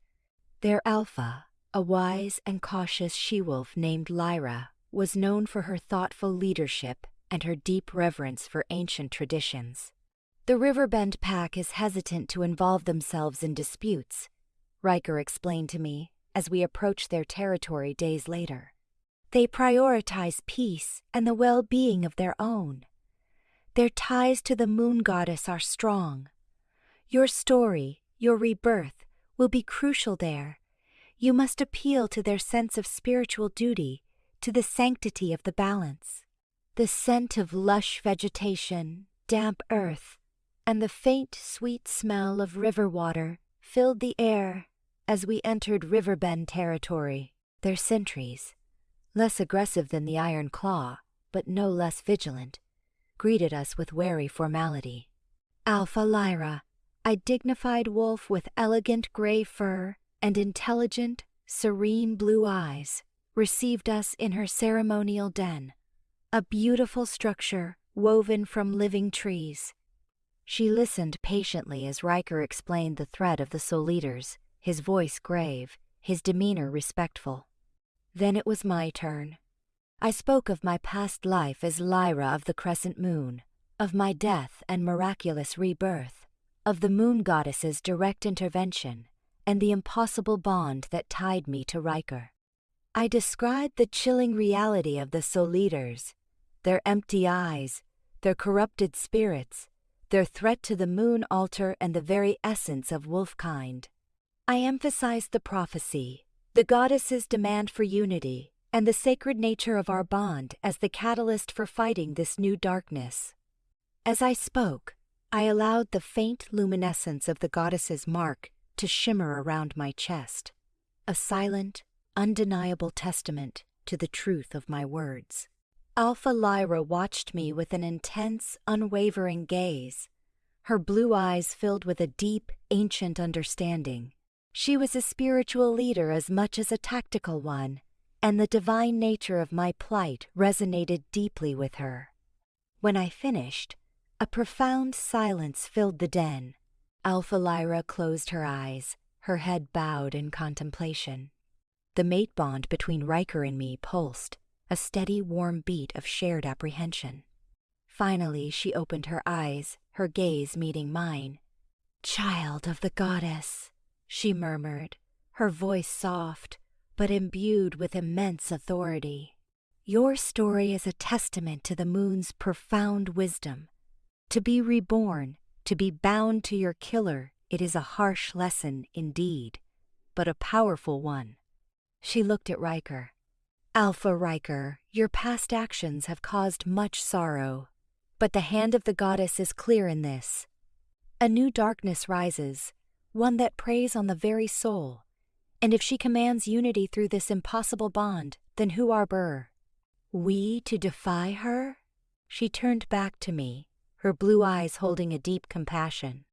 Lia, you bear a heavy burden, but you also carry a profound gift. The Riverbend Pack will stand with you. We will contribute our knowledge, our spiritual guidance, and our warriors to this fight, for the balance, for the future of wolfkind, and for the will of the moon goddess. A wave of relief washed over me, mingling with a surge of unexpected gratitude. This was a true alliance, forged not just out of necessity, but out of a shared reverence for the divine. Ryker, beside me, offered a subtle nod of respect to Alpha Lyra, his face grim but resolute. The path ahead remained fraught with danger. We had secured 2 powerful allies, but countless other packs, deeply entrenched in old grievances, still needed to be convinced. And the Souleaters, a growing, insidious threat, lurked in the shadows, waiting for their moment to strike. My hatred for Ryker still simmered, a constant, bitter reminder of my past. But now, it was irrevocably intertwined with a terrifying, bewildering sense of shared purpose, a destiny woven by the moon goddess herself, binding me to my killer for a future that depended on our impossible unity. The success with the Riverbend Pack, guided by Alpha Lyra's spiritual wisdom, felt like a significant turning point. It wasn't just another alliance forged out of necessity. It was an acknowledgement of the moon goddess's will, a validation of my impossible bond with Ryker. This spiritual endorsement resonated deeply with other packs, especially those with strong traditional beliefs. News of the Reborn Beta and the divine bond spread through the territories, stirring both hope and skepticism in equal measure. Our diplomatic campaign continued relentlessly. We traveled to the Crimson Peak Pack, nestled high in the treacherous mountains, known for their fierce independence and suspicion of outsiders. Their alpha, a gruff, scarred male named Talon, initially met us with outright hostility. His eyes narrowed, his posture aggressive. He scoffed at prophecies and mate bonds, dismissing them as convenient excuses for Ryker's expansionist ambitions. It was a brutal, drawn-out negotiation, demanding every ounce of my newly resurrected strength and Ryker's unwavering patience. You expect me to believe this moon goddess mumbo-jumbo? Alpha Talon snarled, his voice a low growl, as we stood in his austere den, the wind howling outside. You, the conqueror, suddenly claiming divine intervention. And you, his gaze fixed on me, contempt in his eyes. You, the victim, now bonded to your killer. It sounds like a trick, Alpha Ryker, a way to get us to lower our guard. My wolf bristled, my hackles rising, but I forced myself to remain calm. I knew his type, he responded to strength, not please. Alpha Talon, I stated, my voice steady, my gaze unwavering. My death was real. My rebirth was real. The mark of the moon goddess upon me is real. I let the subtle luminescence of the bond pulse around my chest, a quiet, undeniable beacon. And the threat of the Souleaters is real. We faced them at the moon altar. They are not merely aggressive wolves, they are a corruption. They twist the very essence of our kind. If you wait for them to reach your mountain stronghold, it will be too late. They infiltrate. They poison from within. They care nothing for territory or pride. They seek only to consume. Ryker stepped forward, his presence radiating calm authority. Alpha Talon, I am not asking you to forget our past. I am asking you to look at the present and the future. My pack has lost warriors to these things. Innocent lives have been twisted. If you refuse to believe us, then send your own scouts. Verify our claims. But do not dismiss a threat that could unravel everything we hold sacred simply out of pride or old grievances. The arguments went back and forth for days, a grueling dance of suspicion and strategic necessity. Finally, after Ryker offered concrete intelligence on potential Souleater movements near Crimson Peak territory, and after I recounted the chilling details of the corrupted wolves, Alpha Talon, a hardened pragmatist, reluctantly agreed to a probationary alliance. He would send his best warriors to train with Rykers, to learn about the Souleaters, and to verify the threat for themselves. It was a fragile truce, but a truce nonetheless. The strain of these diplomatic missions was immense. Each encounter forced me to relive aspects of my past, to confront the pain of my pack's demise, and to continuously, publicly, acknowledge the bond with Ryker. It was exhausting, but with each successful, albeit reluctant alliance, a deeper, more profound sense of purpose began to solidify within me. This was no longer just about survival. It was about protecting wolfkind, about honoring the moon goddess's mysterious will. And the mate bonded continued its subtle, insidious work. In moments of shared stress, shared triumph, and even shared exhaustion, it pulsed with a deeper resonance, a silent current of understanding that flowed between Ryker and me. I found myself anticipating his thoughts, his reactions, with an unnerving accuracy. He, too, seemed to read my subtle shifts in mood, my unspoken concerns. It was a connection that transcended words, a language spoken only by our intertwined souls. I still fought it, still clung to my hatred as a shield, but the edges of that hatred felt increasingly blurred, softened by the undeniable intimacy of our shared mission. One night, after a particularly draining day of negotiations with a notoriously isolationist pack, we returned to Ryker's den. I was physically and emotionally drained. The weight of the alliances, the lingering echoes of past traumas, and the constant thrum of the mate bond all pressing down on me. I collapsed onto the furs, my body aching, my mind a whirl of exhaustion. Ryker, sensing my profound weariness, approached me slowly. He didn't speak. Instead, he simply sat beside me, his powerful presence a quiet comfort. The mate bond, reacting to our proximity, settled into a soft, steady hum, a soothing lullaby that began to quiet the storm within me. He raised his hand, hesitating, then gently, tentatively, placed it on my shoulder. A jolt, a profound surge of warmth and energy coursed through me from his touch. It wasn't just the mate bond, it was something deeper, a pure, healing energy that seemed to flow from him to me, washing away the tension, the pain, the exhaustion. I felt my muscles relax, my rigid posture softening. My wolf, deep within me, let out a contented sigh. I looked up at him, my eyes wide with surprise.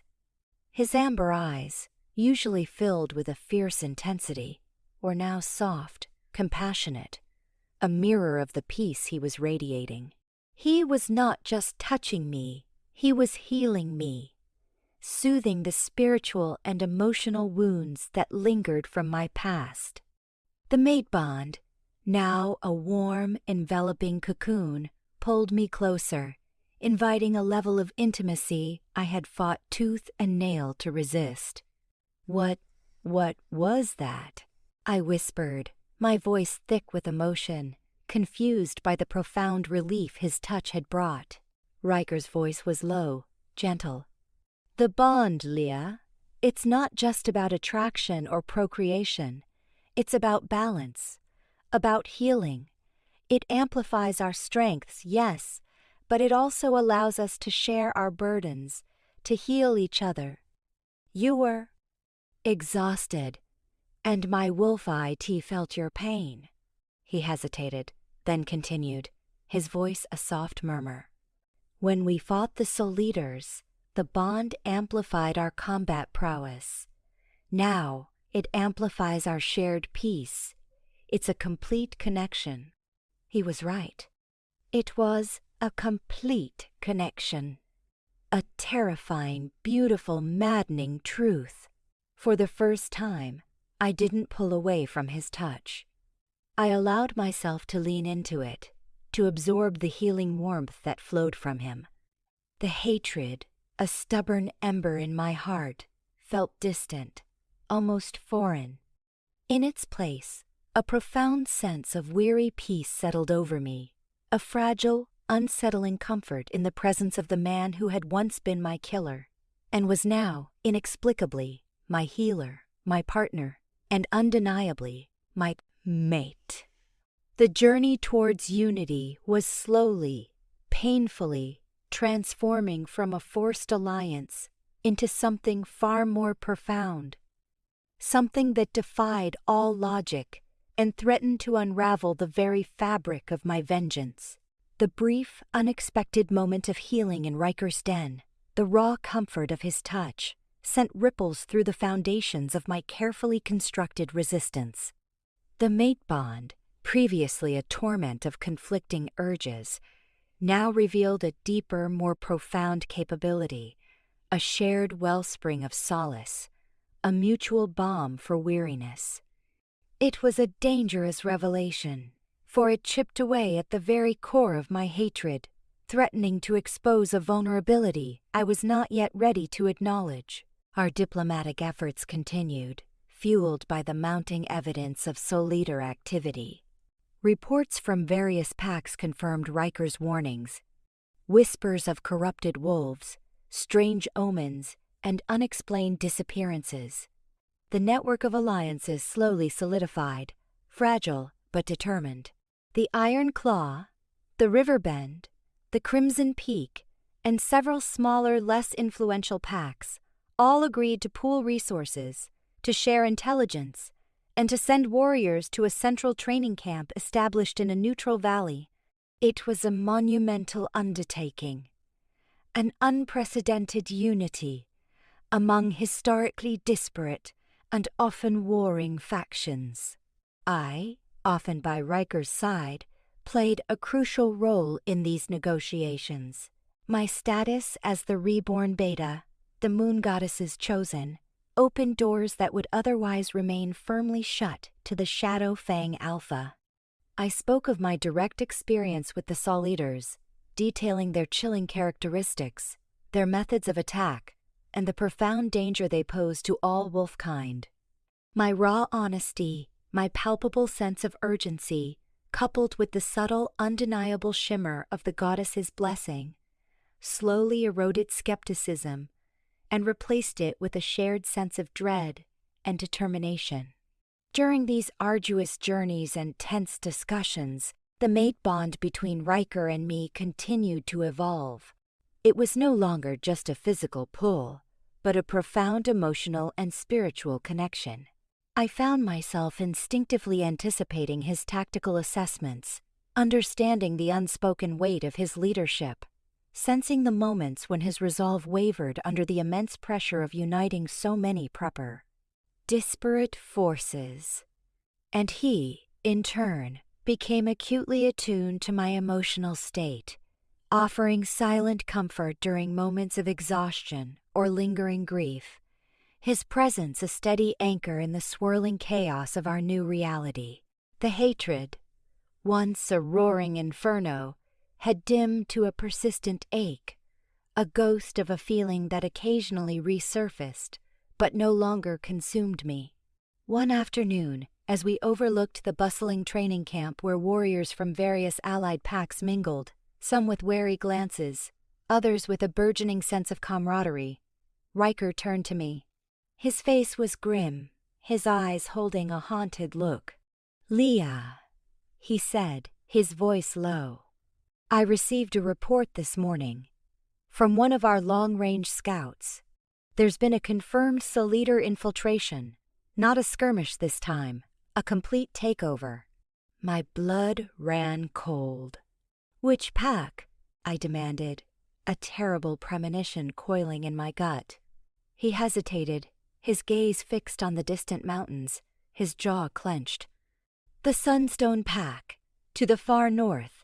A small, remote pack, but they were a splinter group of the Crescent Moon." The words hit me with the force of a physical blow. The Sunstone Pack. My kin. Survivors of my original pack, who had fled north after the fall of the Crescent Moon. My heart seized with a cold dread, quickly replaced by a surge of raw, protective fury. "My kin," I snarled, my wolf stirring violently within me. "You knew they were there, didn't you? All this time, they were out there, vulnerable, and you didn't warn them. You didn't protect them." The old hatred, sharp and potent, flared back to life, overshadowing everything else. All the subtle comforts of the mate bond, all the shared purpose, vanished in an instant, replaced by a burning desire to lash out at the one who had, indirectly, failed to protect what remained of my family. Ryker turned to me, his amber eyes filled with a pained remorse. "Lia, I didn't know their exact location. They scattered so widely. We sent warnings to all known packs, all territories, but the Sunstone Pack was always deeply isolated, and their alpha, he was mistrustful of outsiders.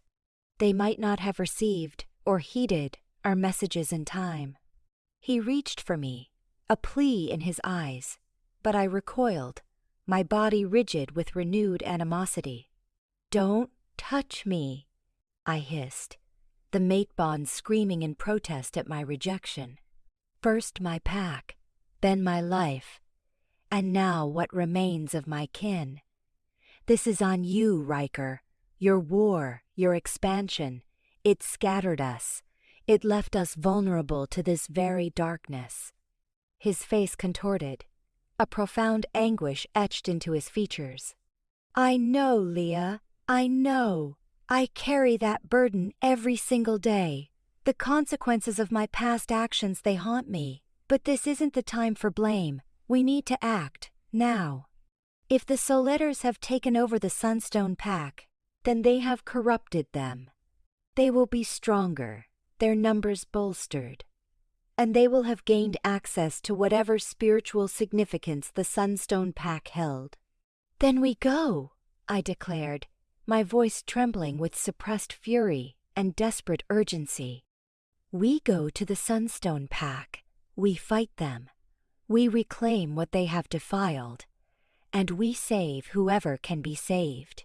My thoughts raced, forming a tactical plan.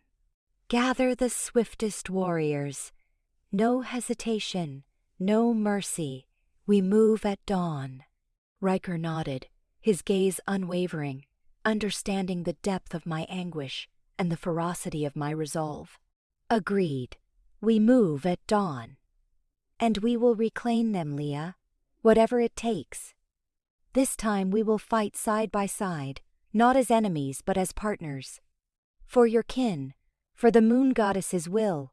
His words, a promise to fight for my lost kin, for the remnants of the pack he had once destroyed, resonated with a terrible irony.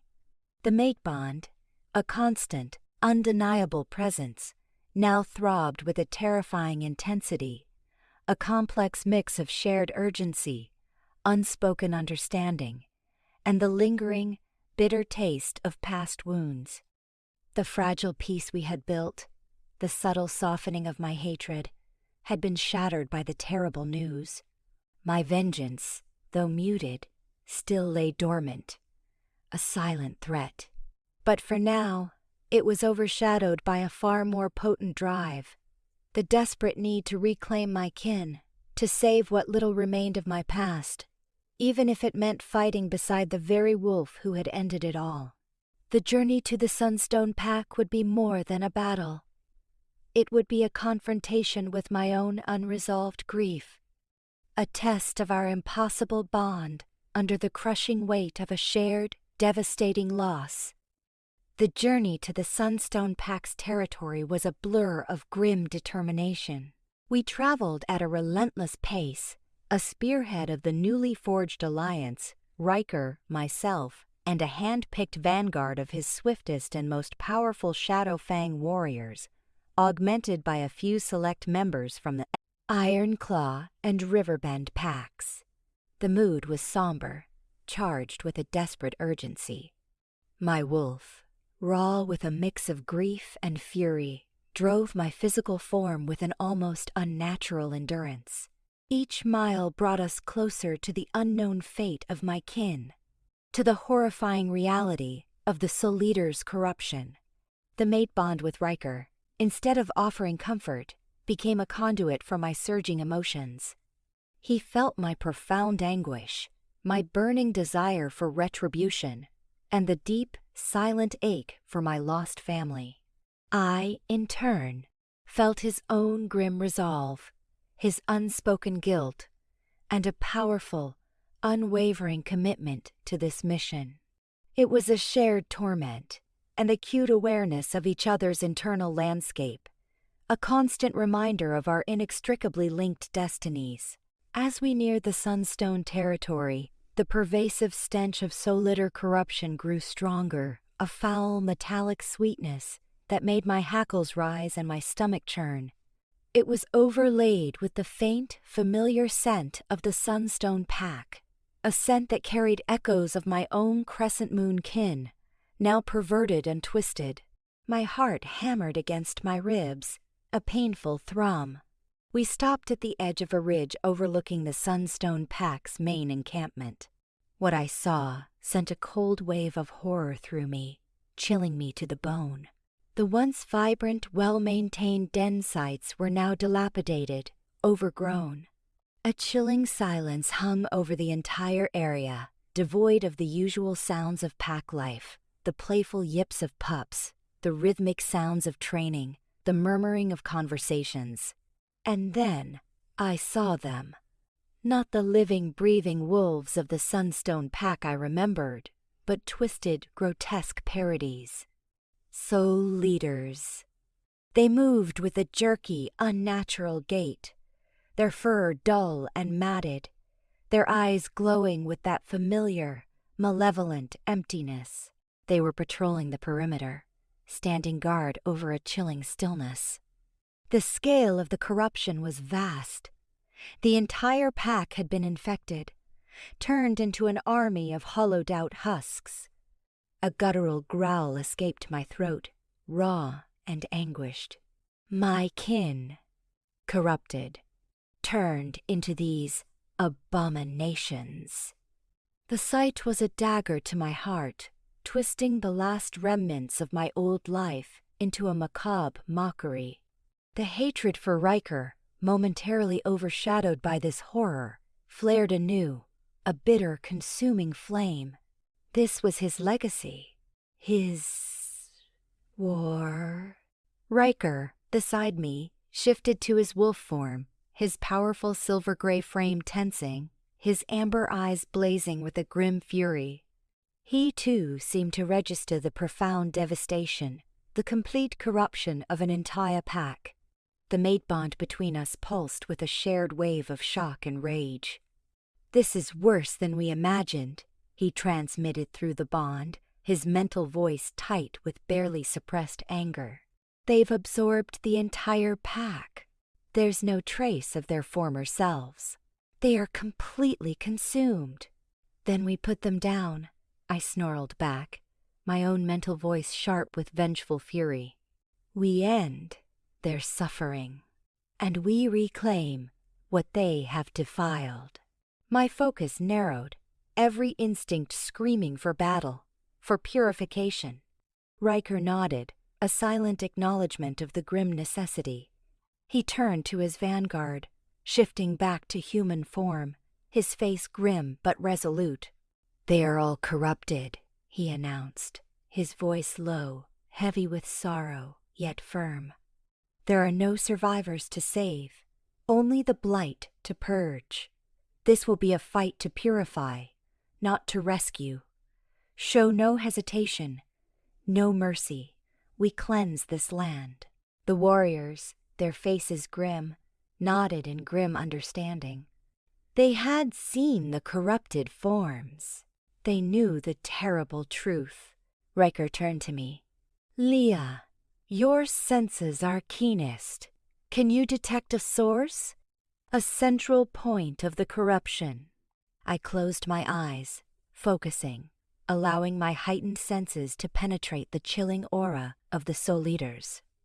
The sickening sweetness of their corruption was strongest near the center of the encampment, emanating from a large, ancient standing stone, a place where the Sunstone Pack had held their sacred ceremonies. It was a minor moon altar, a smaller, less powerful version of the one we had saved, but still a focal point of spiritual energy. It pulsed with a dark, malevolent energy, a perversion of its true purpose. "The central stone," I transmitted, opening my eyes, my voice tight. "It's been corrupted. They are drawing power from it. It's radiating their blight." "Then that is our target," Ryker declared, his jaw set. "We hit them hard. We take the stone, and we shatter their corrupting influence." The attack was swift and brutal. We descended on the encampment like a silent, vengeful storm. Ryker, a whirlwind of silver fur and raw power, led the charge, tearing through the corrupted ranks. I fought beside him, a dark blur of fury and sorrow, my claws ripping, my fangs tearing. The mate bond between us roared, a terrifying symphony of synchronized violence. We moved as one, anticipating each other's strikes, covering each other's flanks, a deadly, unstoppable force against the corrupted wolves. The Souleaters, though numerous and unnaturally resilient, lacked the true strategic cunning and the coordinated fighting of living wolves. They were strong, but their movements were disjointed, their attacks clumsy. We carved a path through their ranks, our focus unwavering. My heart ached with every blow, knowing that these hollowed-out forms were once my kin, my family. But the grief was channeled into a ruthless efficiency, a desperate desire to end their tormented existence. As we fought our way deeper into the encampment, the corruption grew stronger, a suffocating presence that clawed at my senses. We reached the central stone. It glowed with an ominous, sickly black light, pulsing with the malevolent energy of the Souleaters. Standing guard around it were the largest, most formidable of the corrupted wolves, their forms grotesque, their eyes burning with an almost sentient malice. "The leaders," Ryker growled, his voice tight. "They are protecting the source."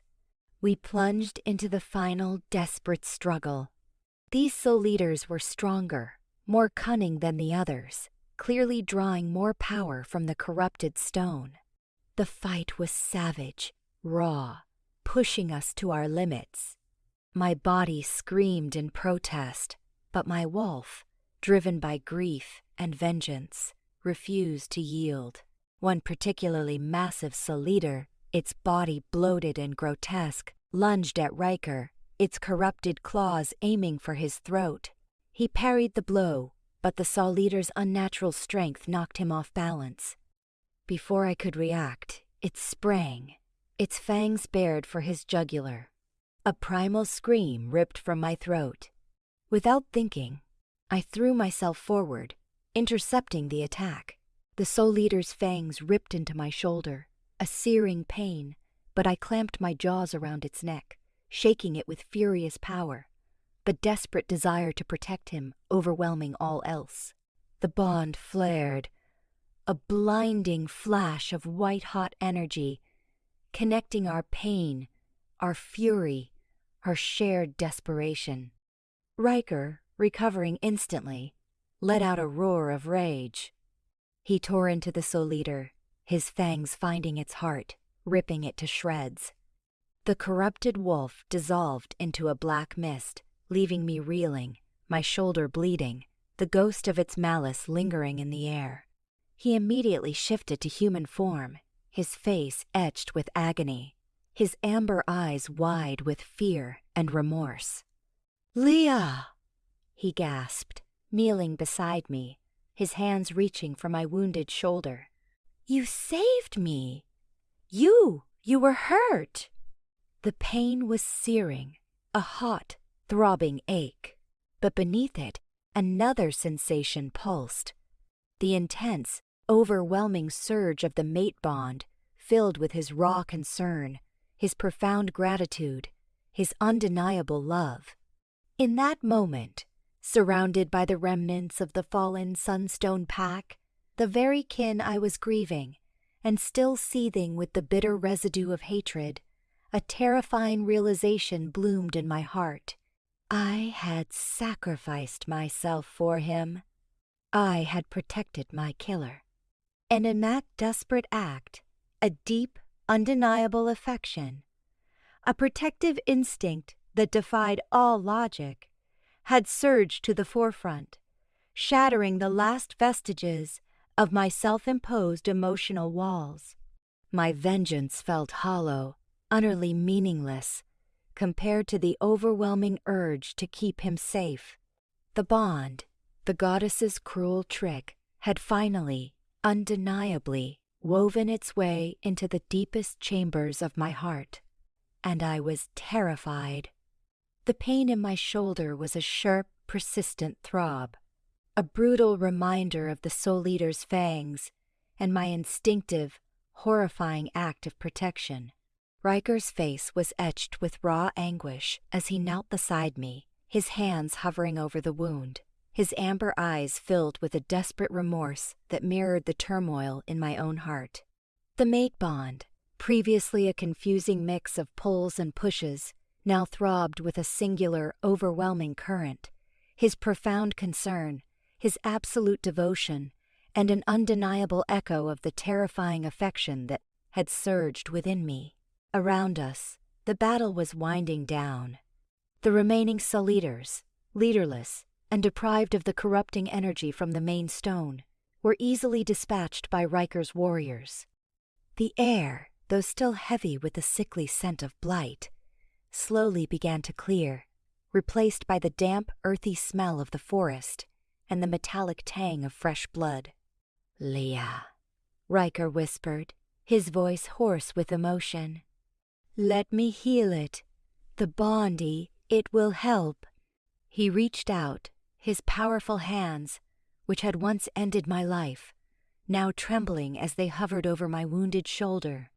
I flinched, not from pain, but from the overwhelming intimacy of his touch, from the raw vulnerability it implied. The hatred, a stubborn ember, flickered with a last, desperate defiance. How could I allow the killer to heal me? Yet, my wolf, deep within me, yearned for the solace, for the profound healing only a mate could provide. And in the depths of my being, the terrifying affection I had felt for him, the instinct to protect him, stirred uncomfortably.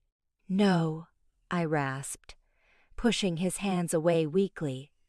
"I can heal myself. Leave it." But he refused to be deterred. His grip was gentle but firm as he reached for my shoulder again, his eyes pleading. "Lia, please. The bond strengthens our healing. It will be faster, stronger. Let me." There was no command in his voice, only desperate pleading. Against my better judgment, against every instinct of self-preservation and vengeance, I relented. The wound throbbed with excruciating pain, and the overwhelming surge of grief for my corrupted kin was consuming me. I was exhausted, emotionally and physically drained. I needed his strength, even if it meant acknowledging the terrifying truth of our bond. His quote, "hands, warm and powerful," settled gently on my shoulder. A searing heat, mingled with a profound sense of calm, flowed from his touch, directly into the wound. I gasped as the pain receded, replaced by a dull ache, then a steady, comforting warmth. Mate bond flared. A blinding white light that seemed to encompass us both, knitting flesh and soothing spirit. I felt the physical tissue beginning to knit, the pain swiftly diminishing. But more than that, I felt a deep, pervasive peace spreading through my body, calming the turmoil in my heart, soothing the ache of grief for my lost kin. When he finally pulled his hands away, the wound was almost completely gone, a faint red line the only evidence of the Souleaters' attack. My body felt renewed, stronger, infused with a vibrant energy that was undeniably his. I looked at him, truly looked at him, my amber eyes meeting his. In his gaze I saw not just concern, but a profound, overwhelming love, a love that transcended all tragic past, a love that resonated with the raw affection that had surged within me. The hatred I had clung to, the vengeance I had sworn, felt distant, almost meaningless in the face of this undeniable intimacy, this shared vulnerability, this profound, healing connection. "Thank you," I whispered, the words escaping before I could stop them. They felt foreign, yet profoundly right. A flicker of surprise, then immense relief, crossed his face. He nodded, his eyes still holding mine. "My mate," he murmured, his voice thick with emotion. A quiet declaration that sealed the terrifying truth of our bond. He rose, then helped me to my feet, his touch lingering. The other warriors began to gather around the desecrated central stone, their expressions somber. It pulsed with a dark, malevolent energy, a perversion of its ancient purpose. "We need to cleanse it," I said, my voice low. "Break their connection to it. Restore its sacred purpose."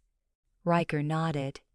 "We will, but it will take time and a deep spiritual cleansing. We need to gather the spiritual elders from all the allied packs. The Riverbend Alpha, Lyra, will be crucial here." As we began the long trek back to the training camp, a new understanding settled between us. The anger, the initial fury at his actions, had not vanished completely, but it was now irrevocably tangled with the terrifying realization of my feelings for him. The mate bond had not only returned me to life, but had also forced me to confront a love that was born from the ashes of my hatred. It was a love that defied all logic, all reason, all the painful memories of my past. It was a terrifying vulnerability. The news of the Sunstone Pack's fall, and our subsequent reclamation of the altar, spread like wildfire through the allied packs. The sheer scale of the Souleater corruption, the transformation of an entire pack into empty husks, served as a chilling, undeniable warning. It galvanized the alliance, solidifying their resolve. Fear, combined with the irrefutable evidence of the moon goddess's hand, finally unified the disparate packs in a common cause. Weeks later, the spiritual elders of all the allied packs gathered at the Sunstone Pack's central stone. Alpha Lyra of the Riverbend Pack, with her deep spiritual knowledge, led the ritual. Under the light of the full moon, her chants mingled with the solemn howls of the assembled packs. Ryker and I stood together at the base of the stone, our hands clasped, the mate bond glowing with an incandescent light, a beacon of unity and divine intervention. As the ritual reached its crescendo, the corrupting darkness clinging to the stone recoiled, shrieking silently, then dissolved into nothingness. The stone pulsed with a pure, vibrant white light, restored to its sacred purpose, its ancient energy flowing freely once more. A collective gasp of awe rose from the assembled wolves. The blight had been purged, the balance, for now, restored. As the light faded, Alpha Lyra turned to us, her serene blue eyes filled with profound wisdom. The goddess has spoken. The balance has been restored through your union. The darkness is pushed back, for now, but it will return, stronger. And when it does, the strength of your bond, the unity of all packs, will be tested like never before. You, Alpha Ryker, and you, Lia, are the anchors of this new unity. You are the hope for the hope for the hope for fur. Future. Her words echoed the terrifying truth that had settled in my heart. The threat of the Souleaters was far from over, and my hatred for Ryker, though softened, had not entirely vanished.